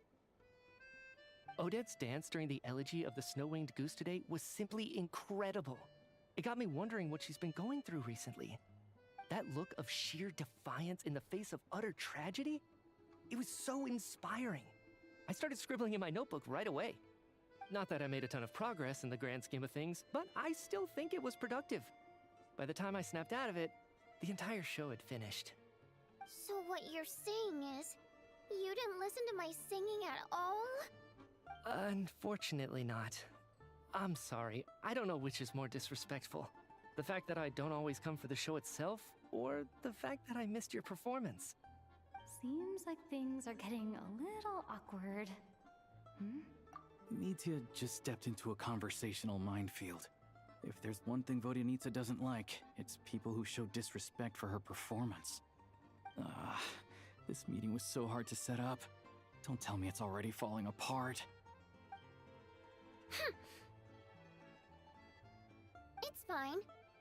I suppose this is affirming in its own way. At least, it shows that our performance really touches people's hearts, right? Don't let it bother you. It certainly doesn't bother me. She's showing a lot of restraint. Well, I'll be sure to let Odette know how much you adored her performance. Please don't say that. I always love your performances too. It's just that inspiration struck at the wrong time today. I'm usually all ears. I know, I can tell. That's why I value your opinion. I'm sure some people can't stand it when others praise their coworkers right to their face, but not me. No, sir. Fair enough. I still feel kind of bad, though. But you know what I really can't stand? People who only show up to the theater to pretend that they're cultured. Makes me sick to my stomach. Oh, yeah, 100%. There are too many of those people around. By the time they're walking out the door, they've forgotten all about the show. What's wrong? You look furious. I don't know if you've heard about the boss of the Eastborough manufacturing plant. He isn't even a theater investor, but he always demands the same privileges as actual investors. Box tickets only, premium drinks, even the right to request specific songs. Well played, Vodyanitsa. Seems like she's harnessing her rage to steer the conversation back on track. Now that you mention it, I've interacted with that guy before. I gotta say, everyone holds him up as an example of a benevolent businessman, but I don't know. I don't see it. Yeah, he couldn't care less about what's happening on stage. He's just there to flaunt his social status. I hate that I have to prepare programs for guys like that. What's the big deal with that factory he runs anyway? I asked around a bit and heard some pretty shocking stories.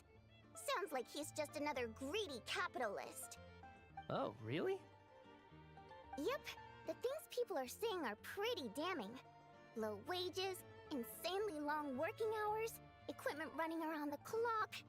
And as if that's not bad enough, he also strictly forbids his employees from giving any kind of interview. Project Stuja has now been extended so many times, we're at the point where crystal rations for the common folk are barely enough to survive on. Yet he even wants to get his greedy hands on them just to boost his own profits. If the rumors are true, he's in serious violation of the law. Interesting. So you've heard about it too. What? So it's really true? Who knows?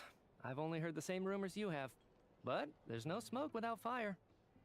The Rooster's been coming down on us hard lately, demanding that we track and trace every single batch of Crystal. My coworkers in the Department of Energy have been tearing their hair out over it. The Rooster? I didn't realize he cared that much. Yeah. Even though there are no restrictions on Crystal trading, the poor will wind up freezing to death if we let the rich buy as much as they want. That's clearly unfair.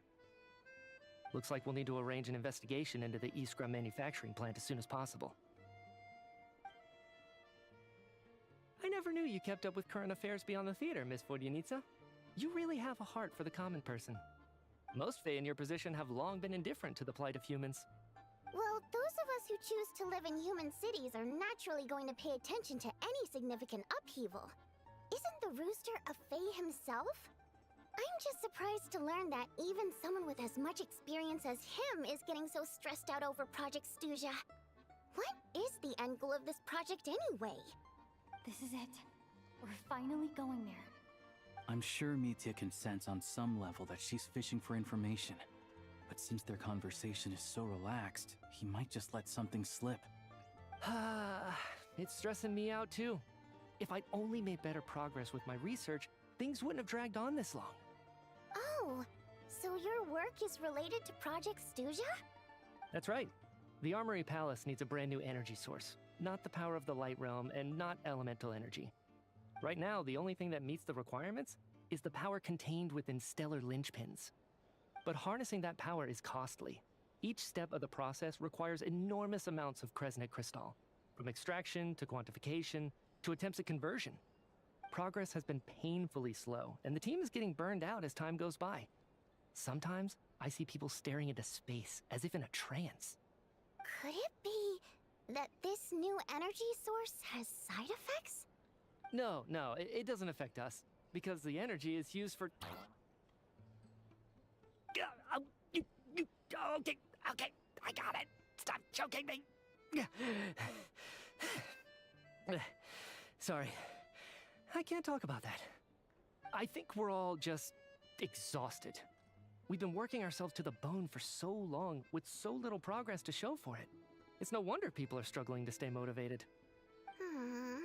Seems like I owe you an apology. I shouldn't have gotten so mad at you for not paying attention during the show. Don't worry about it. I count myself lucky, to be honest. I don't envy the people who work closely with the Tsaritsa herself. I'd much rather be in my current position. At least I don't have to shoulder any major responsibilities. So they're trying to develop a completely new kind of energy. Yeah, censored by a scarf. Who would have thought? Oh, dear. It looks like my time is up. I'm afraid I have to leave. I'm so sorry. We ended up barely talking about the theater. That's okay. It was a pleasure chatting with you, really. Let's make up for it next time. Yeah, hopefully once the work pressure eases up a little, I'll be able to focus more on the performance, and then we'll have more to discuss. We touched on some confidential issues today. I'd be grateful if you could keep it between us. That could have gone worse. Nice job. Why was Mitya in such a hurry to leave, though? Sorry, routine inspection.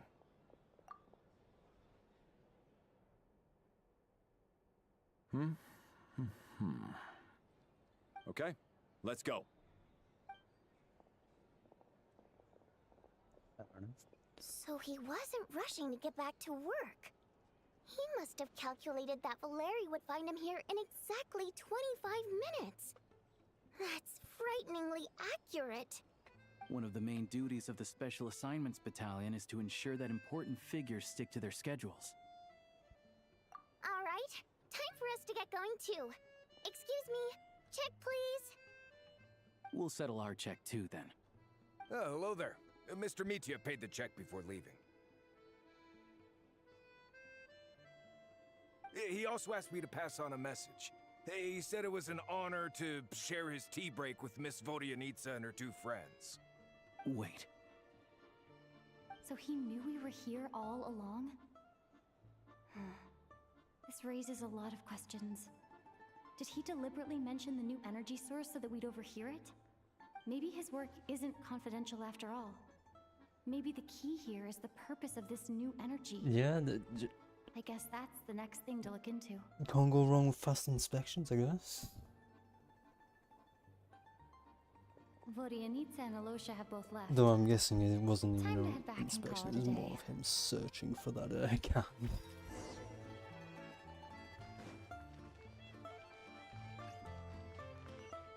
That is not the way. You're back! Here pretty early today. Paimon was just gonna mention that. After she woke up today, Paimon felt like her temperature was completely back to normal. But her strength still hasn't returned. Still, there's some good news. Paimon thinks she might have figured out the source of the problem. It's like there's some kind of mysterious power affecting Paimon. Paimon's never felt this way before during any of her travels. She only started feeling this way since we arrived in Snezhnaya. That's right. The Armory Palace needs a brand new energy source. Could that have something to do with this? What is it? You're making that face again. You know, the one you get whenever you have a light bulb moment?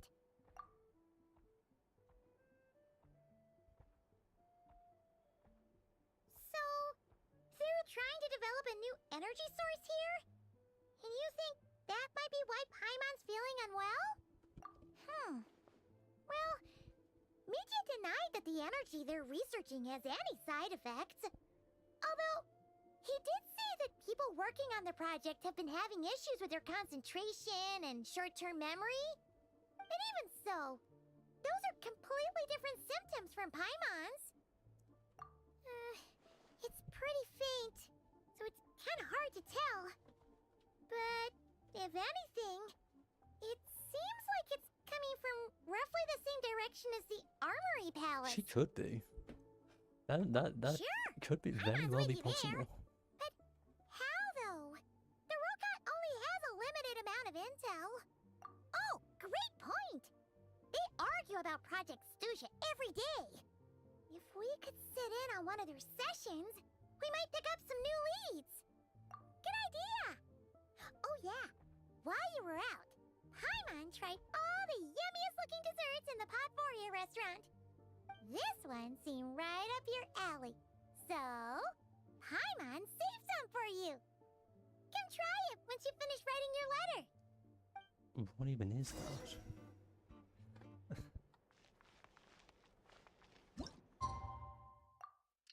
Oh boy. I'm gonna wait for the longest clock.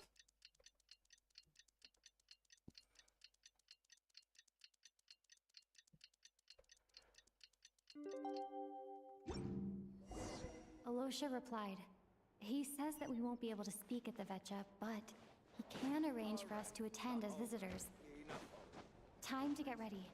Then head to the Snezhnaya Vetcha. Just never seen Pancake Square before. That's a new one. Bring it!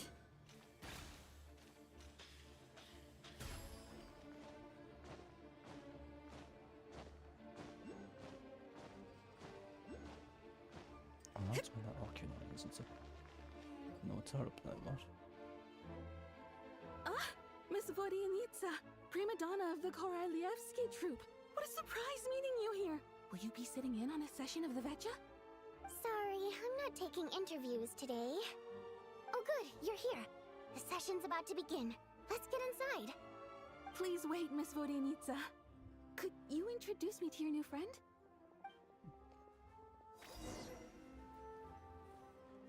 I guess there's no introductions to be made.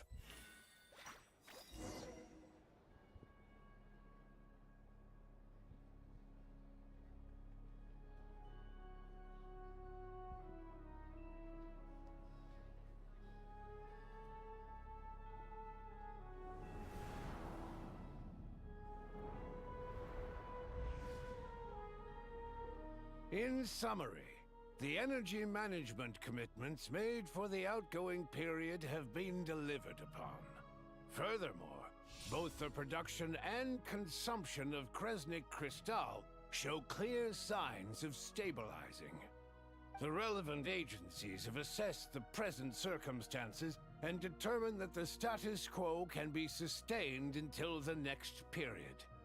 For detailed statistics, I would refer you to the industry reports that have been distributed to all persons present. It should also be noted that while the recent blizzards have led to a significant increase in people's energy expenses, this is strictly a short-term phenomenon associated with a remotely located monster. Her Majesty the Tsaritsa is giving her full attention to this matter. We should have every confidence that it will be dealt with swiftly and conclusively. A financial report on disaster relief is also present in this report, courtesy of Pantalone. They cover the same old ground every single time. The rooster never seems to mind, but everyone else is getting tired of it. There's a general lack of trust. People aren't seeing any tangible benefits that affect them directly. Of course, none of that will be reflected in any of the reports on the table. Yeah, if it weren't for these hard copy documents, I could have at least made something up. Oh, don't mind me. I'm just out here trying to hit my interview quotas. Bring out the kvass. Ever read it? Best-selling newspaper in town. If I remember correctly, you guys don't even have a sales permit. You have to sell from stalls on the street. Okay then, best-selling street stall newspaper in town. Still counts.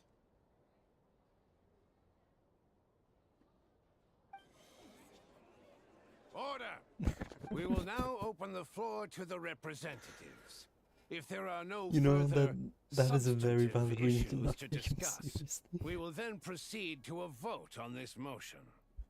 Snezhnaya has a long tradition of treating members of the Then Fatui you've armed got, forces you've and got their dependents Child, for favorably. example. I don't think But he's any recent better. survey shows that Fatui families in remote areas have access to 15% less crystal than the average civilian family in Snezhnograd. It's been said many do any times of them- before, but it I bears guess it's repeating now. Marionette. There needs to be a clear and consistent And rationale the knave. behind how I crystal guess is they have allocated, or we will names that soon you can face take immense seriously, public unlike the backlash. ship too. Perhaps you wouldn't need to keep repeating yourself if you would hear me out for once. I say again, true consistency exists only in principle. In the real world, fairness is relative. You appear to treat resource allocation as a simple function of production and population. So what about when the equipment used in production breaks down? Have you factored that into your equation? And do you even know how long it's been since Snezhnaya last conducted a census? If I knew the answers to questions like that, I'm sure I'd be a very wealthy man. And I doubt I'd be going by child. I'd like to bring the focus back to the specific issue I raised. Or do you wish to deny that favorable treatment for Fatui dependents is our long-standing policy? It's easy to be a critic when there's no accountability. That seems to be a running theme in the anti-Project Stuzha cohort. Defeat the ringleader and all other problems will magically resolve themselves.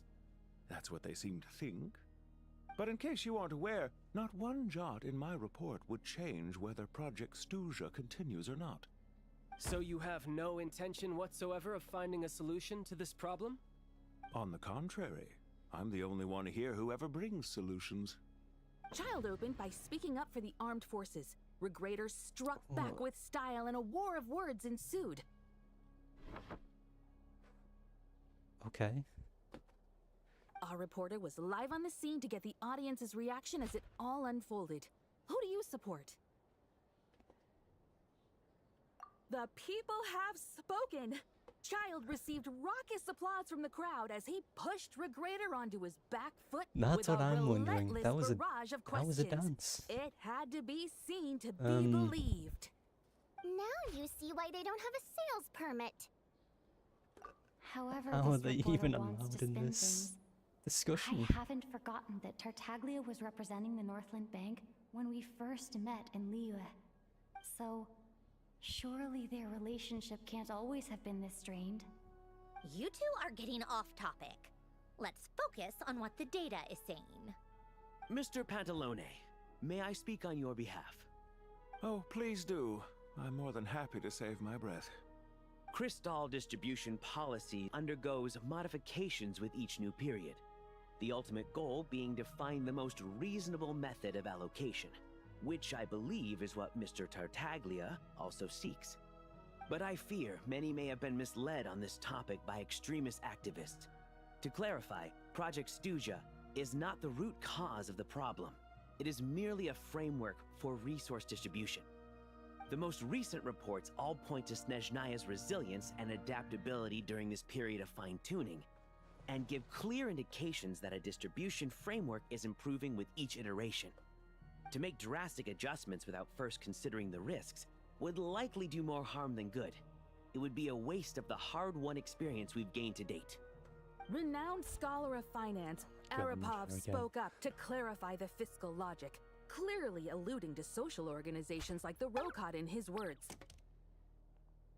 With the notorious Lelek still active to this day, should the Rokot be held responsible? No, there is someone else to blame. Why do you have a She's just telescope? rephrasing what Mr. Pantalone said. The Rokot are the critics he accuses of taking no responsibility for their actions. As for Lilac, you won't have heard of him yet. He's currently the most famous member of the Rokot. Well, more like infamous.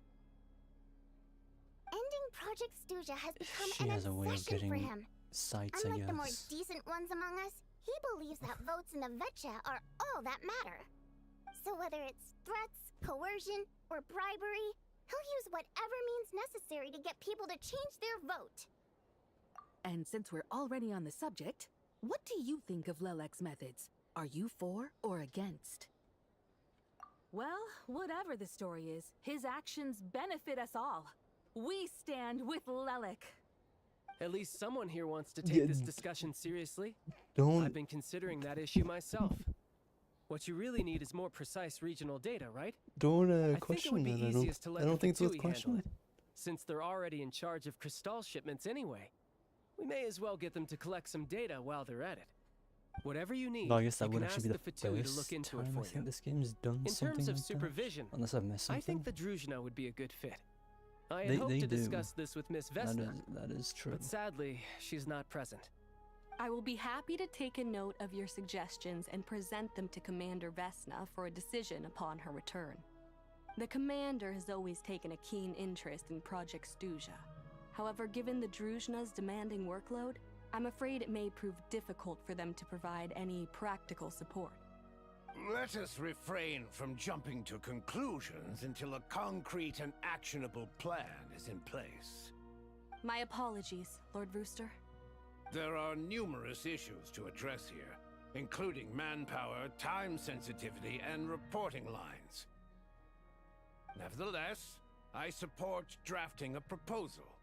Follow the usual procedure, and it can be raised as a new motion for all parties to evaluate at the appropriate time. In that case, I'd like to share one thought before the proposal is drafted. The issue of time sensitivity was raised just now, which I presume relates to the official reports. In fact, the Energy Commission already collects regular statistics on each urban center and its surrounding area. Would these be of any use? That's a good idea. I read every issue of Sviet Lolaidovka's report, and although my focus is mostly on the section about equipment operation, the energy consumption statistics also yield a lot of insights. Be that as it may, does no one see an issue with using local data to determine Crystal quotas? In the long term, it seems like a very risky solution. Not if they are used purely for reference. So long as we have the report from the Northland Bank's headquarters to corroborate it, no one will be able to fool me. Very well then. It appears that this arrangement is acceptable to all parties. Yeah, sounds good to me. The members reached a provisional consensus on the issue of improving treatment for Fatui soldiers.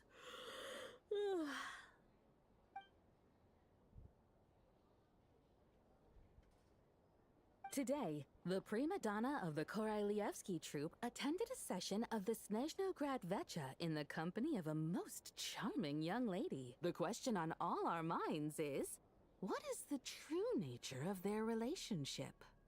Write anything like that again, and I'm revoking your permission to interview the troupe. Got it?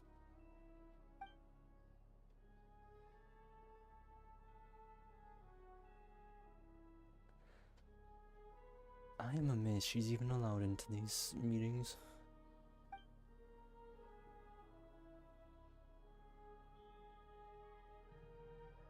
Now then, if there are no further contributions from those present, we shall proceed to the final vote. Hey, check it out! What made him vote against? Why now?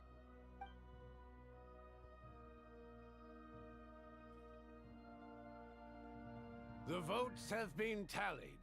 Those in favor of continuing Project Stuzha total 61%, securing a clear majority. That was too close. The margin has shrunk yet again. Chuganov was a huge loss. I'll bet Lelek is behind this.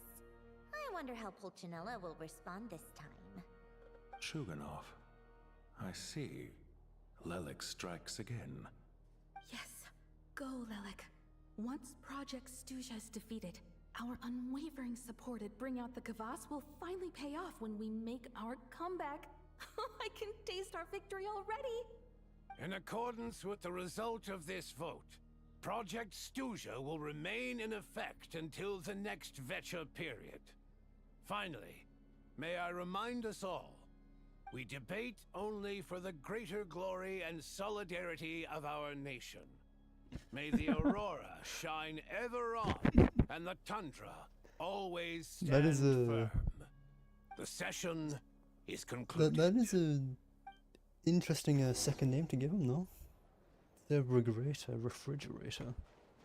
Fair enough. I have to say, I really wasn't expecting Chuganov to vote against Project Stuzha. Well, in principle, Snezhnaya's business and political elites ought to be the ones least likely to oppose it. As we heard, Project Stuzha is basically just a resource distribution framework that requires everyone to cut back during the winter. But even if the policy got cancelled, the Tsaritsa's energy needs wouldn't suddenly go down. The extra demand from the public would have to be filled from somewhere. So logically, the factories would have to take the hit. I got a letter from Mr. Mitya just before today's session. He said he's confirmed that there are issues around overtime and excessive energy consumption at the Iskra manufacturing plant. In a situation like this, once the Rooster receives the report, he'll order the factory to halt production and submit to an investigation before issuing a penalty. But that's a week-long process, and thus didn't make it onto the Vecha agenda this time. I don't think he suspects anything so far. Exactly. And as you know, he's a very selfish person. I was originally gonna try and flip him after he received notice of the official sanctions. My plan was to convince him that the whole thing was completely unfair. Rather than just sit back and take the hit while his factory stopped production, he'd be better off voting to end Project Stuzha. At least that way, no one else would be able to make any money either, because all the factories would suddenly have more limited energy to work with. But now, he's already voted against it, which means someone must have used more forceful means to change his vote. Just like with everyone else who flipped. Yeah, no one knows why Lelek is so obsessed with ending Project Stuzha, but by the looks of it, he's inching closer and closer to success. Lelek must have strong motivations, given how he'll stop at nothing to achieve his goal. Maybe he knows the full truth of Project Stuzha. Maybe my next step should be to focus on him. All right. What are your plans for the rest of the day? Shall we head out? Hey, comrade. I noticed you were here during the debate.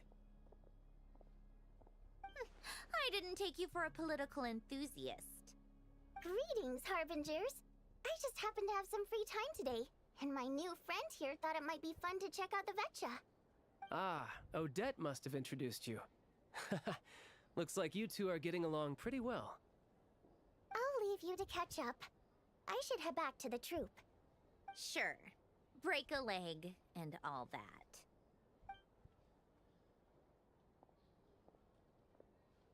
Thought it might be fun to check out the Vetcha, did you? Things are never that simple with you, Traveler. There's no way you're here for kicks and giggles. Tell me I'm wrong. Oh, yeah. To some, he's a captivating enigma. To others, he's the bane of their existence. No one ever thought that some anonymous nobody from the Rokot could cause such a stir. Huh? You want to look into Lelik? Then I'm sure his days of anonymity are numbered. What do you think, Sandrone? Fine by me, I guess. If the Traveler actually manages to expose Lelik, it'll be doing Pulcinella a favor. In return, it seems fair to let her in on what we've learned so far. My thoughts exactly. Sharing is caring, after all. Head back to Glupov and grab the files on Lelik. It's easier to just pull the records than go through the rigmarole of getting the Traveler a visitor's permit. As you command, child, sir. In that case, since we're going to be waiting anyway, I'll have someone brew a pot of black tea.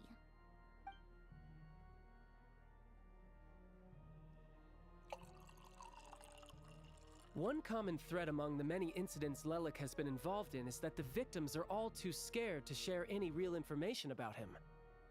Clearly, he must have threatened them in some way. His modus operandi is to silently infiltrate the scene and leave a threatening letter behind. But neither the letters nor the crime scenes ever yield any clues to his identity. So all these files have to offer are short statements by the people affected. They don't give us a lot to go on. If nothing else, it shows I guess it's just a name and that's it. In this case. Yes, hopefully. And to that point, he often strikes in highly secure locations. The victims are high-ranking and influential people who take their personal security very seriously. Somehow, Lelik slips right into their rooms without making a sound. There's never any eyewitnesses, nor the slightest trace of a break-in. If he can get in and out undetected, it means he can strike without warning. Not that that's ever happened so far, but the thought is enough to scare these people sleepless. It's hard to believe that a human being could pull this off flawlessly every time, so they switched the focus of the investigation to Faye. Unfortunately, no one's found anything yet. Careful, don't underestimate me. Although, truth be told, I'd probably find it hard not to blow my cover. Might as well. Direct confrontation is more my style. We haven't ruled out the possibility of Lelik being human. It's just, there can only be a handful of people in all of Teyvat who'd fit the profile. Faye, on the other hand, plenty would have the ability, but few would have the motive. No, not as strong as me. You'll never find the culprit with criteria like that. Let's go with a little weaker than me. There's no denying that Master is strong, but meticulous. We can only hope. She's just trying to find a reference point. Stop getting fixated on who's stronger than who. But that's the most important thing. In my opinion, anyway. And he's back to being obsessed with who's strongest. Okay. Odette? Yeah, that seems about right. Her skills are solid, and she's always calm under pressure. Except she's Fatui, so the likelihood of her working against us is pretty low. But yeah, much more accurate than your previous example, at least. No, wait a moment. Maybe we should interrogate that assumption. What do you mean? Which assumption? Her Fatui identity doesn't necessarily exonerate her. And when you think about it, the Rokot would be precisely what she needs to conceal her identity. Plus, she wouldn't need to be such a pro at covering her tracks. She'd already know where the Fatui will be and when, so she could choose the perfect time to act. Oh, yikes. I was just thinking out loud. Why is this starting to sound like such a convincing theory? Still, what reason could Odette possibly have for trying to call off Project Stuzha? Our Arlecchino would be the best person to ask. She knows Odette best. Unfortunately, she isn't back yet. Rosaline used to open up to her in private about her struggles with Odette. As I'm sure you can imagine, Arlecchino is quite a lot better with children than Rosaline was. She gave her some tips on how to handle the situation, and Rosaline managed to reach a settlement with Odette before leaving. So I suppose there were at least no lifelong regrets left behind. Beyond that, I don't know the details about that side of things. But I do know that Odette definitely has a motive to hold a grudge against Project Stuzha. The reason being, her father passed away during the early stages of the project. That was back before it had been named Project Stuzha, when things were still being worked out. But in essence, it's remained the same ever since. Huh. The more you know. Rosaline was always so self-centered. I never understood why she started paying so much attention to Odette. Is that such a surprise? If you cast your mind back, you may remember that Rosaline and I weren't exactly close. We had tea together a few times, but that was about it. Odette's past is no secret. Her father was a Fatus and her mother was a very famous ballerina. On the surface, it looks like she followed right in her parents' footsteps. But the truth is quite a different story. After her father passed away on a mission, her mother was overcome with grief. She broke her leg during a performance and could never dance again.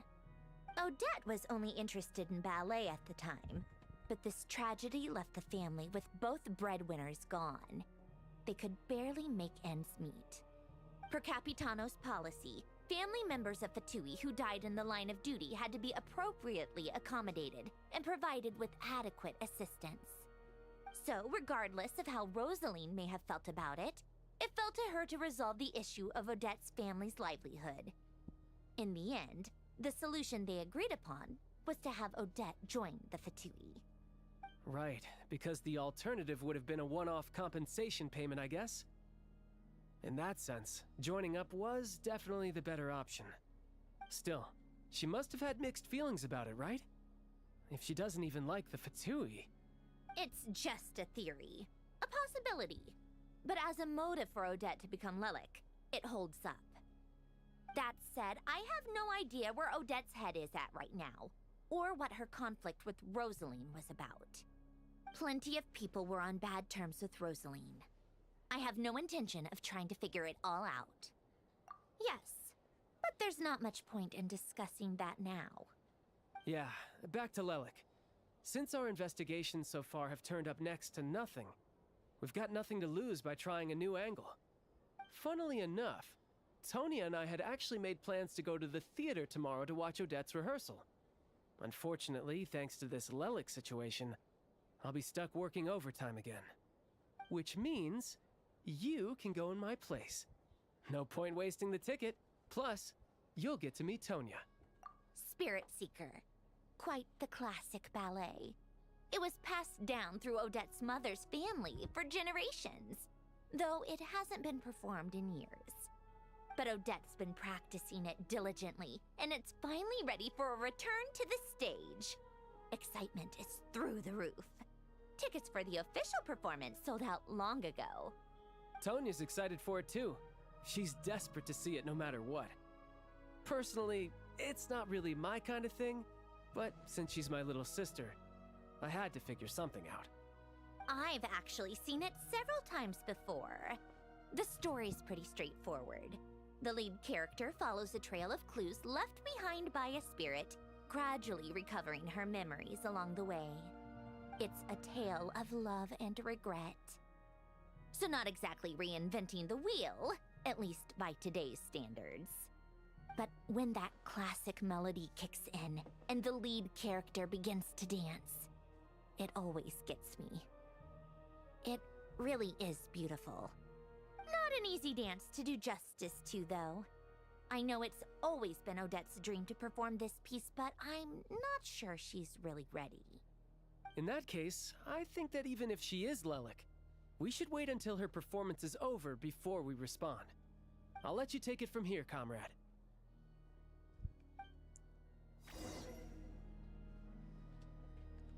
Yes, working for both sides at once now. Okay.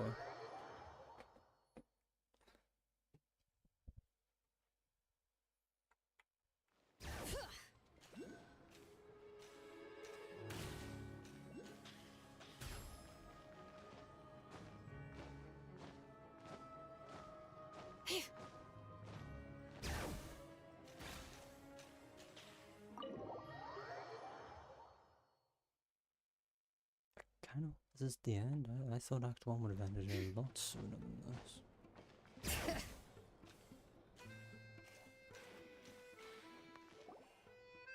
Sounds like you made a ton of progress today. It's good that everything's going so smoothly. Next step is to head back to the theater and get a clear answer from Odette. Either way, Paimon doesn't get the sense that she's a bad person. Sure, she might have done some pretty extreme things, but Paimon bets she has her reasons. Maybe this is going too far, but like, with everything she's managed to do so far, wouldn't it make more sense in theory to be even more, you know, heavy-handed? Why leave a letter when she could, well, we know there are plenty of other ways to keep people in line, right? The point is, she could have gone further, but she didn't. So, if it is her, she's got some principles at least. Yeah! Well, all you can do is follow the facts wherever they lead. No change, really. But that thing Paimon told you about yesterday? Paimon feels like she can sense it more clearly now. Hearing you talk about your day makes Paimon itch for an adventure. If only she could be there with you so we could experience it all together. Yeah, I wish you could be there too. I'm not used to adventuring alone. But don't worry, we'll get to the bottom of this. Guess it's just one of those things. Never mind. Paimon will behave herself and keep resting.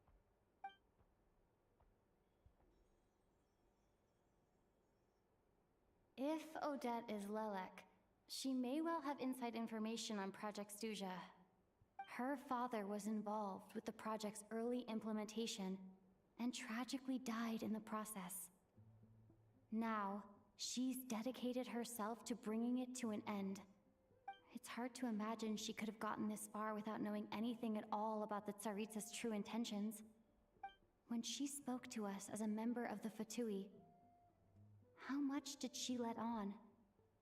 And how much was she hiding? Only time will tell. Maybe tomorrow everything will be answered. Hey look! It's snowing! Could be a tough day ahead. Make sure you wrap up warm tomorrow.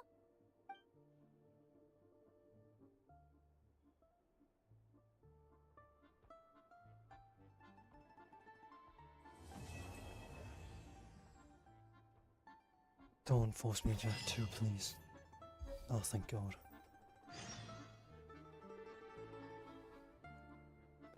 That is way longer than I thought it'd be.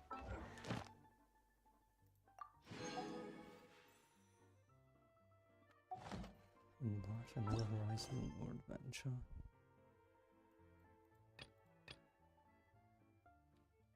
Of adventure.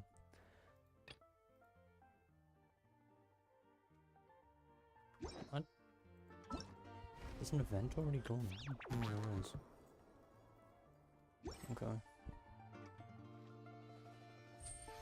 I didn't think they would have an event already going on.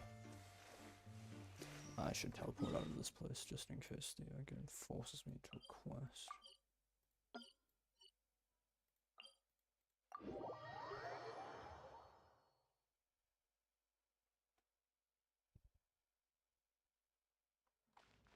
No, I can't.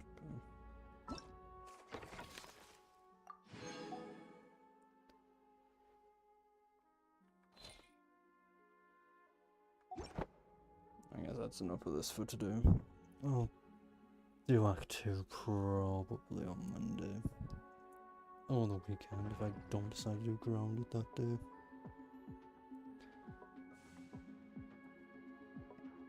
That's provided everything actually goes the way I want it to.